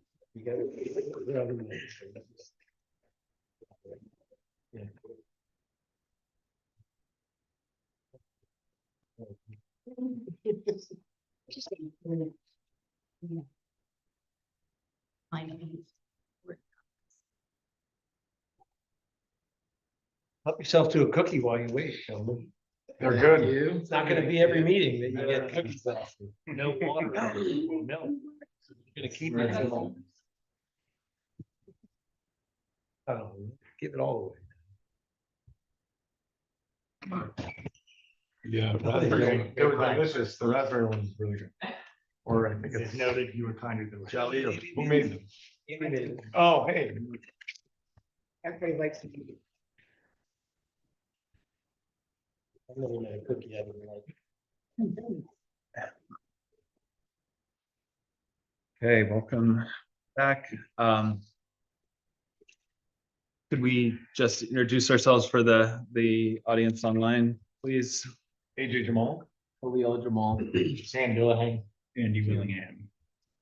Great. And could you just give us a quick rundown of any updates or changes since the last meeting? Sure. So our last submittal, we updated the plans with a response to the DOT, which included a response from our traffic engineer, Creighton Manning. And then I did a response as well on the site plan issues. So we submitted that to the DOT and to this board. The lighting, we updated that. There was a discussion about dimming them at night. So we changed the plan to have them dim to 50% during non-operational hours. Less activated. So if somebody walks by for safety, then it goes to full 100%. Right. There was a question about the roof capacity. There'll be 20 seats on the roof, but the capacity according to building and fire code is 49 people officially on the roof. And then I know we looked into whether, I know Rich, you brought this up, possible sharing parking with other neighboring properties, and they've been unable to find anybody that will give up any of their parking. So since we submitted that, we were able to get DOT approval. So the DOT signed off on all of our changes. And we also did a response to the board's traffic engineer. We worked with them, and just today, I think he sent an email out, said he was fine. Did make a couple little changes to the plan where the parking, the last two spaces on the east side didn't have a space to kind of like back up. So we put a little bump out here for that, so that they can back up and turn a little easier. And then he also wanted some type of signage that says that the parking is intended for hotel guests. So they wanted that to be somehow noted on the site, and so that people pull in and hotel guests know that this parking is intended for hotel guests. So we need to come up with some kind of sign for that. Would that say hotel and restaurant or and cafe guests, or? I mean, he wasn't intending to restrict it to hotel only, or was he? It was when I read it.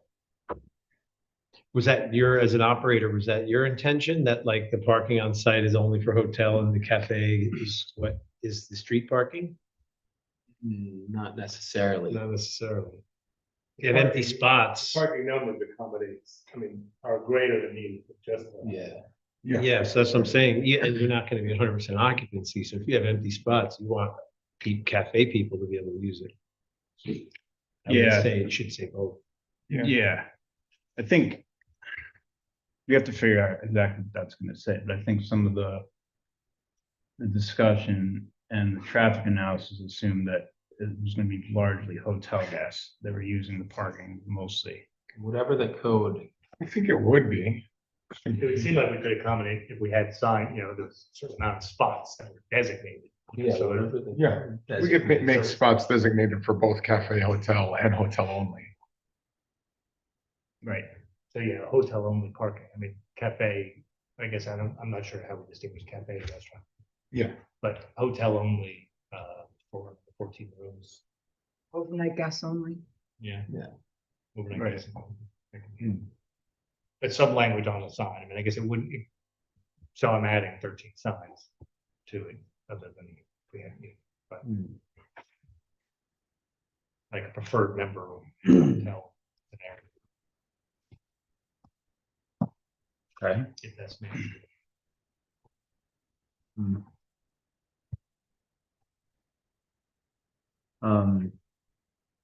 Were there any other questions about the parking or?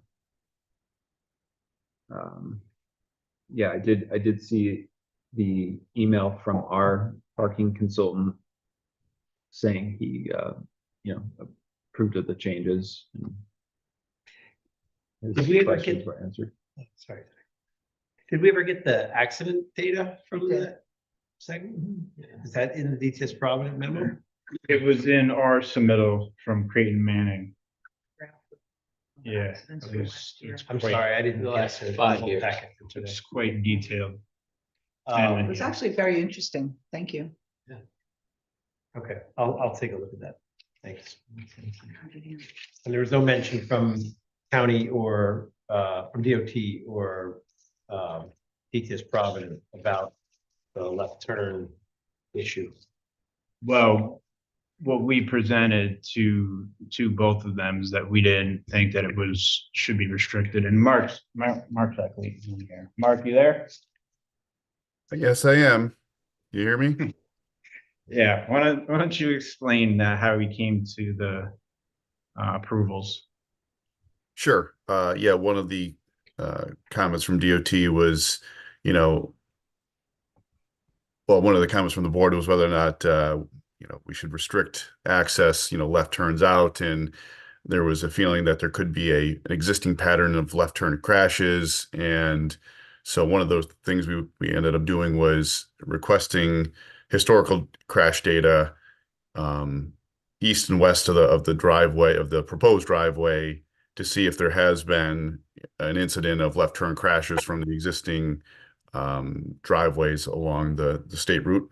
And there were quite a few crashes out there, but the vast majority of them were rear end crashes, which is very consistent with a traffic signal. And the majority of them were related to following too closely, driver inattention, which is what you would expect. There were very few left turn crashes coming off of the side streets. The only side street that had, quite a few, actually, it kind of stood out, was the intersection of, let me see if I can find it. Harrington Court, which is east of the traffic signal. And the reason for those left turn crashes, people making lefts out of Harrington Court, was that vehicles going westbound were using the tapered left turn lane to sort of bypass the queue. And the people making lefts out of Harrington couldn't see them sort of using that area that they shouldn't have been using. And that was where the left turn crash was occurring. That condition is not consistent with the area in front of the site driveway. So therefore, we don't feel like we're creating a similar condition of where you're actually seeing an issue now. So the historical crashes along that whole segment does not point to left turn crashes exiting the driveways. And we also noted the number of driveways along that that section of road. There was, 28 driveways or something in that order, and only 2 of them had any sort of restriction. So it's not like all the driveways along that section are restricted. And the ones that were restricted are really associated with that left turn lane on the east side of the signal. So there's really no existing precedent out there, and there's no historical evidence to show that there were left turn crashes currently occurring. And so that information was provided to DOT, and he agreed that there was not that issue, and that's why we believe that he then signed off on allowing full access at the proposed site.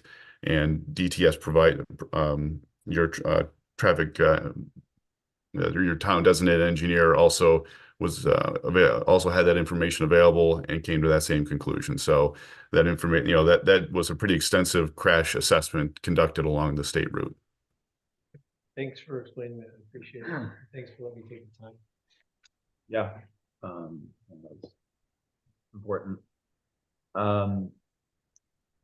Okay, I think that's all the updates. There are a couple of things that we need to, yeah, please. So I've seen the updates that you have 20 seats on the roof. Last time I asked you about the roof, you weren't sure. So maybe you guys have better updates, what's going on the roof. Drawings, the 20 seats on the roof though is on the drawing. It wasn't that no one was unsure. Well, at the last time you guys were So I here, understand I'm saying that there's been no modification. I asked if there was going to be a bar on the roof and you guys weren't sure. There's no fixed bar on the There's roof. no fixed bar right now. There's no idea. So if there's 20 tables, does that mean that you can get a waiter on the roof? I don't care either way. I'm just asking. Does that mean that you're gonna? Whatever's allowed by the code, we'll try to do. I just wanna know, what are your plans for the roof? That's our plan. Your plan is that people are gonna eat lunch and dinner on the roof? Permitting weather, permitting So I just want to know what is the layout and the. whatever permittable use that we're allowed to have on the roof is what we're gonna go with according to the Thinking like- code. So the 20 seats will be able to accommodate food and drink. Waiter service is not yet determined.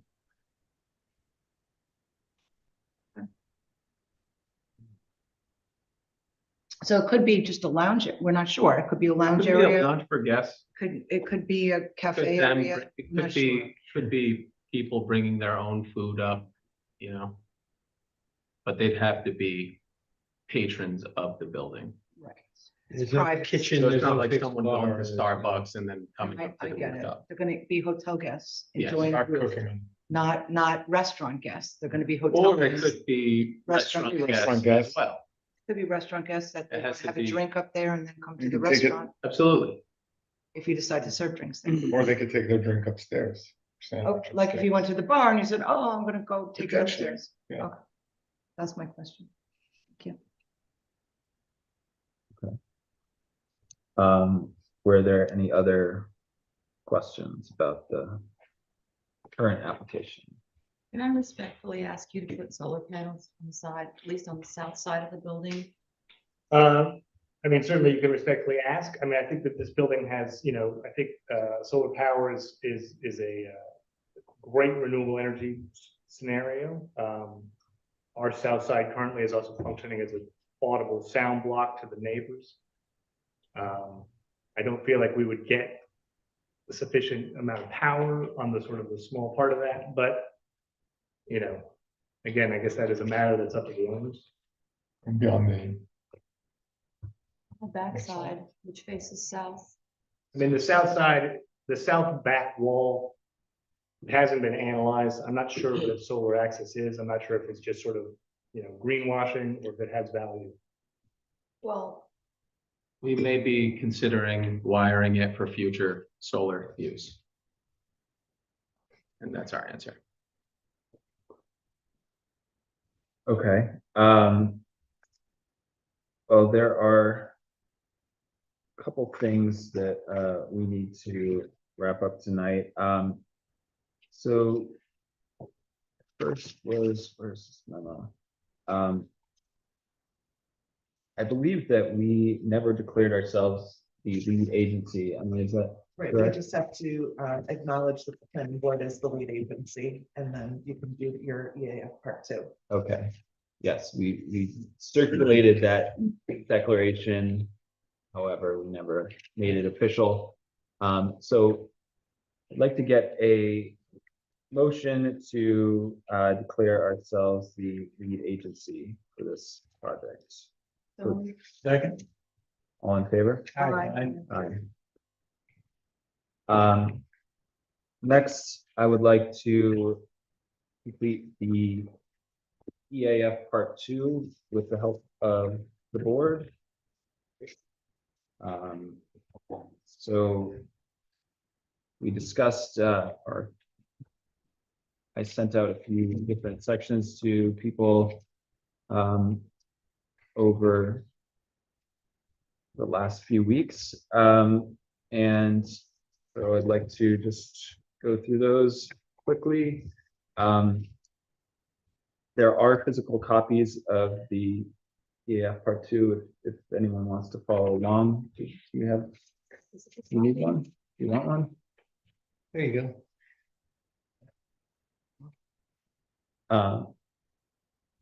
go. Section 1, impact on the land. That's me. Terry. For the viewing audience anyway, the proposed action may involve construction on or physical alteration of the land surface of the proposed site. My answer to that question is yes. The various specific issues under that, I found them to have no or small impact in every case. They're not dealing with water tables less than 3 feet. They're not looking at slopes greater than 15%. There's no issue with bedrock. The excavation of material falls under the 1,000-ton limit. The action may involve construction that continues for more than 1 year. But I'm sure that the applicant will, maintain the required silt fences and whatever it takes, to make sure that the construction debris or whatever is properly cared for. Okay, so if all the subsections are no or small impact, then isn't the parent section also a small impact? Yeah. Yeah. It doesn't have to be. Not necessarily? Okay. Oh, you mean you could say yes and then And say then no? you'll get no and all those. Yeah. Yeah, Okay. so with a no or small impact. I mean, Yeah, thanks. Already paid. But maybe just with all due respect for the process, we won't go through every point if we feel like there aren't any to highlight. And that's fine with me. Us too. I guess, I mean, I really did look at it. I love that you looked at it, but Yeah. I did look at Thank you. what they submitted. thanks. Okay, so, yeah, I would agree with all of that. Moving on to section 2. Impact geological features is me, and the answer is none. Okay. Sounds good. 3. Impacts on surface water, that's me. The proposed action may affect one or more wetlands or other surface water bodies. And I'll be honest with you, I spent a minute and looked into that, what does that mean? Because I was trying to balance runoff to surface water bodies, and I came to the determination that it has no impact on surface water. This is a site that's been developed. The surface water has been cared for years. There, in my opinion, there'll be no impact on surface water at all. Agreed. Yeah. So next is me. Number 4, impact on groundwater. I'm very similar answer to Harry had. Since this is already developed, it's already concrete, there'll be very little or no impact. Okay. Next is you. Agreed. Yes. Number 5. Let me pull up my notes. So I also said that there was no impact. The FEAF Part 1 noted that the project is not in a floodway or 100 or 100 or 500 year floodplain, so no impact. Number 6, impact on air. It's me again, and the proposed action may include a state regulated air emission source. And I said there was none of that. 7, impact on plants and animals. Rachel, did you get a chance to look at this? I did. And no, unless you want to talk about edge predators. Edge predators. Yeah, like rats, opossums. Oh, raccoons, sort of thing. Skunks. Got it. Skunks. Lots of skunks in the neighborhood. Or that topiary dinosaur that used to be out front there, which I thought was pretty cool. I don't know if any of you, oh no, it wasn't a dinosaur, it was a Jonah and the whale. Does anyone remember that? The bushes were. They had a few shaped over like there, a yeah. Time. Giant whale. It's pretty cool. I don't know. Okay, so no No small endangered impact. species, nothing. 8, impact on agricultural resources. That's me again. Proposed action may impact agricultural resources, and I said no to that. 9, impact on aesthetic resources. I did say yes to that one. For A, the FEIF says the project is approximately 2 miles away from Mohonk. So I do think this project will be visible from various scenic overlooks or other village scenic routes. It may obscure some of the view of the ridge from Main Street or Route 32 there. C, may be visible from public vantage points, again, from Mohonk. D, Are you saying that those would be small or moderate? yeah, so I would say that those would be small, no to small impact. And again, for D, 1, let's see, that was again, small impact, and 2 was small impact. E, no impact. And F, yes, there are similar projects within a half mile, so no impact there. But yeah, that was for number 9. I don't know if anyone has any discussions or comments about that. I agree with you. If not, then we can move on to 10, impact on historic and archaeological resources.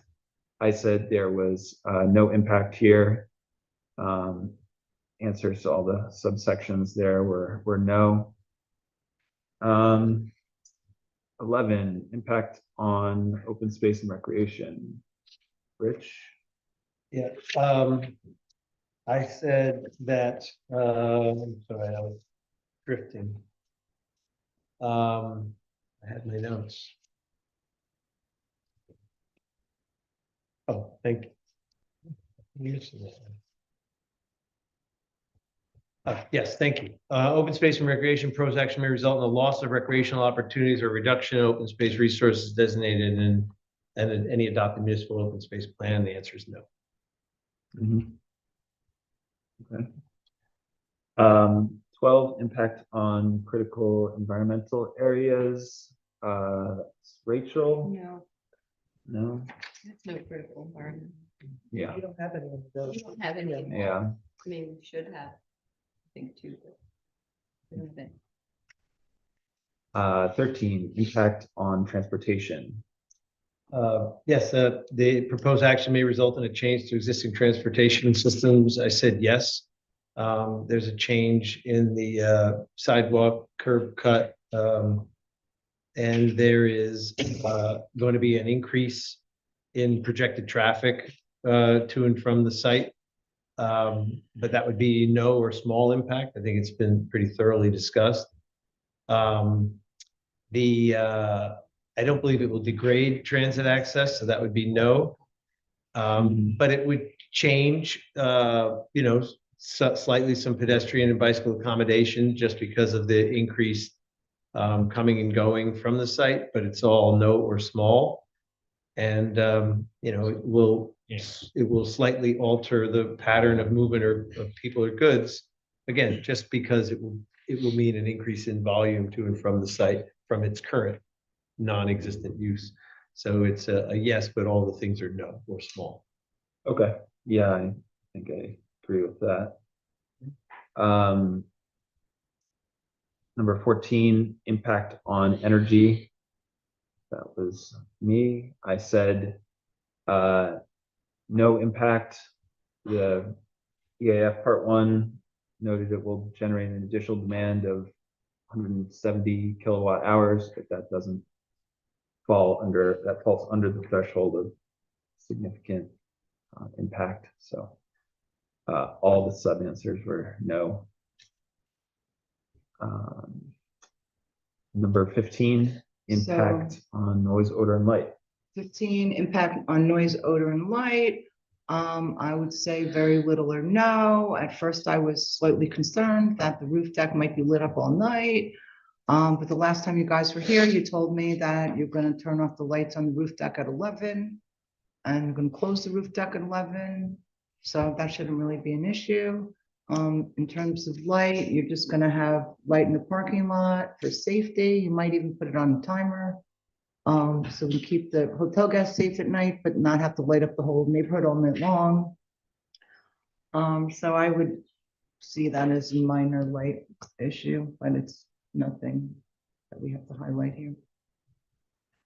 Okay, were any of the sub items I here? don't see anything. There's nothing with noise. There's nothing with odor. Okay. Yeah, I don't see anything that has a moderate to large impact. I mean, the restaurant might smell really good. Hopefully. We're hoping. Okay, moving on then to number 16, impact on human health. Rich? No impact. Okay. 17, consistency with community plans. That was on your list, Rachel.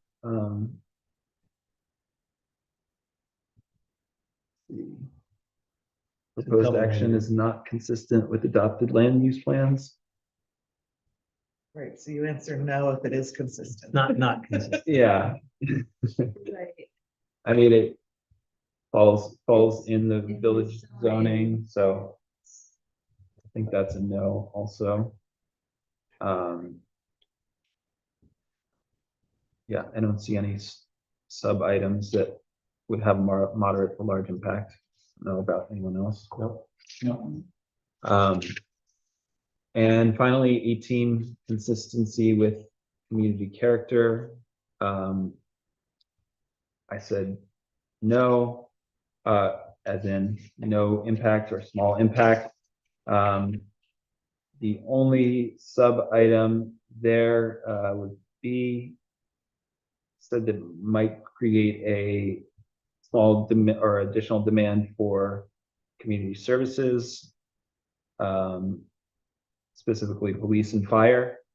Again, I don't think it's going to be a large impact there, so I guess maybe they're all no or small impact. I don't think there's gonna be any special Yeah. impact on the police or the fire department, in my opinion.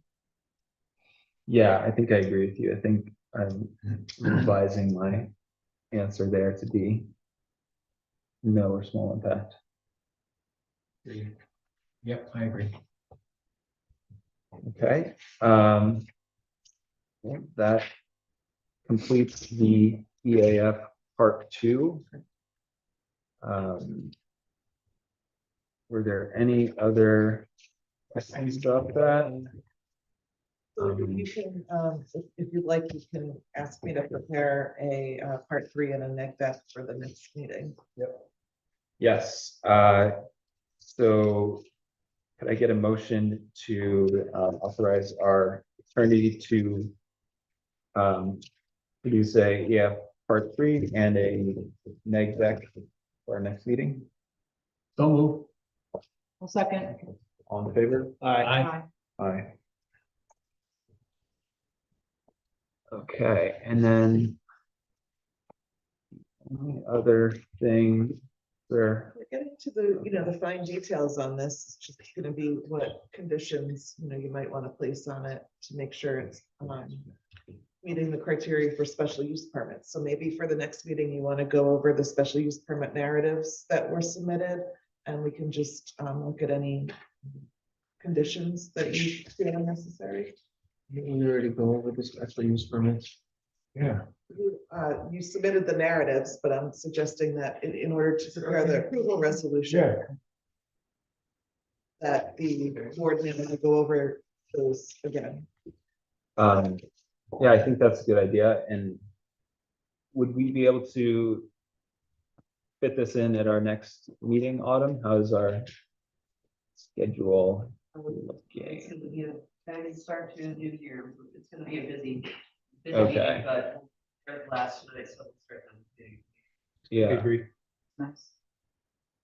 yeah, I think, Was think there that's a good idea. additional questions regarding the special use permit requirements? I'm sorry to interrupt, and I know I came late. I was watching on the Zoom, but I had a prior obligation.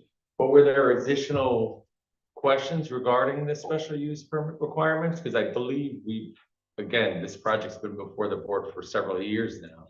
And I think we've actually gone over every special use permit requirement Well, I think the question. key that I think is appropriate to bring up is what specific conditions might we request to be included in the resolution that might relate to language from the special use permit or conversations we've had over the time this has been in front of the board. So we've talked about the recommendation from the transportation consultants for signage. We've talked about potential operating procedures that might support the impact on parking traffic in the neighborhood.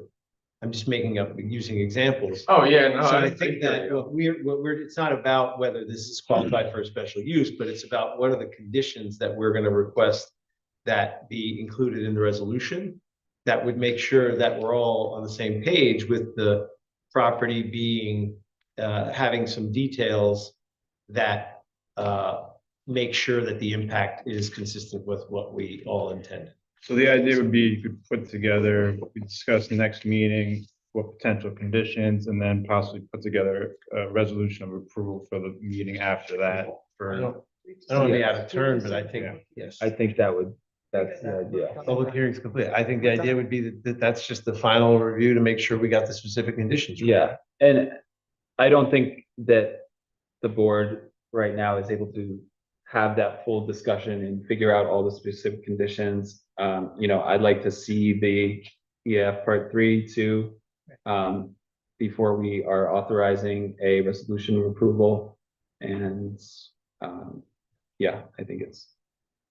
So you're appropriate. suggesting. It's that we'll 2 do that at the weeks next more meeting? than what you may have. Oh, Yes, that will This go. is, I over. would like to see how many times we've been in front of the Yeah, board. this That's is the a- only thing. So, It's so the just- chair continuously just suggesting. asking. the chair's- No, we understand. It doesn't sound like there's an alternative here, so we're gonna go And, forward. well, I think it's fairness to all of us. This application has changed 30 times. Oh, but it's all since changed I've been based this on the board. comments of the board.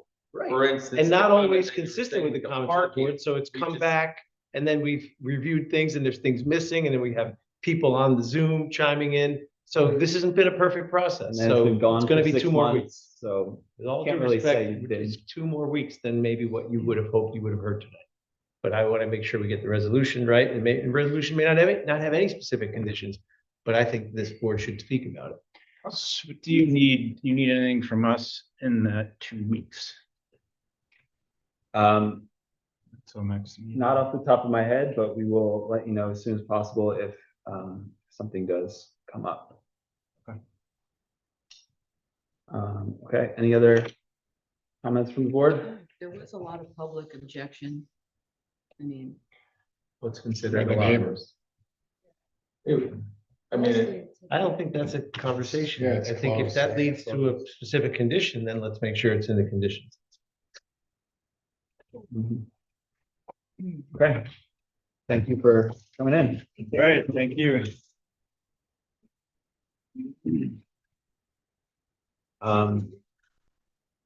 Okay, and are there anything else, any other administrative stuff, Autumn, before I Adjourn? Okay. In that case, I'd like to have a motion to adjourn. Second? Second. All in favor? Aye. Turn off the mic.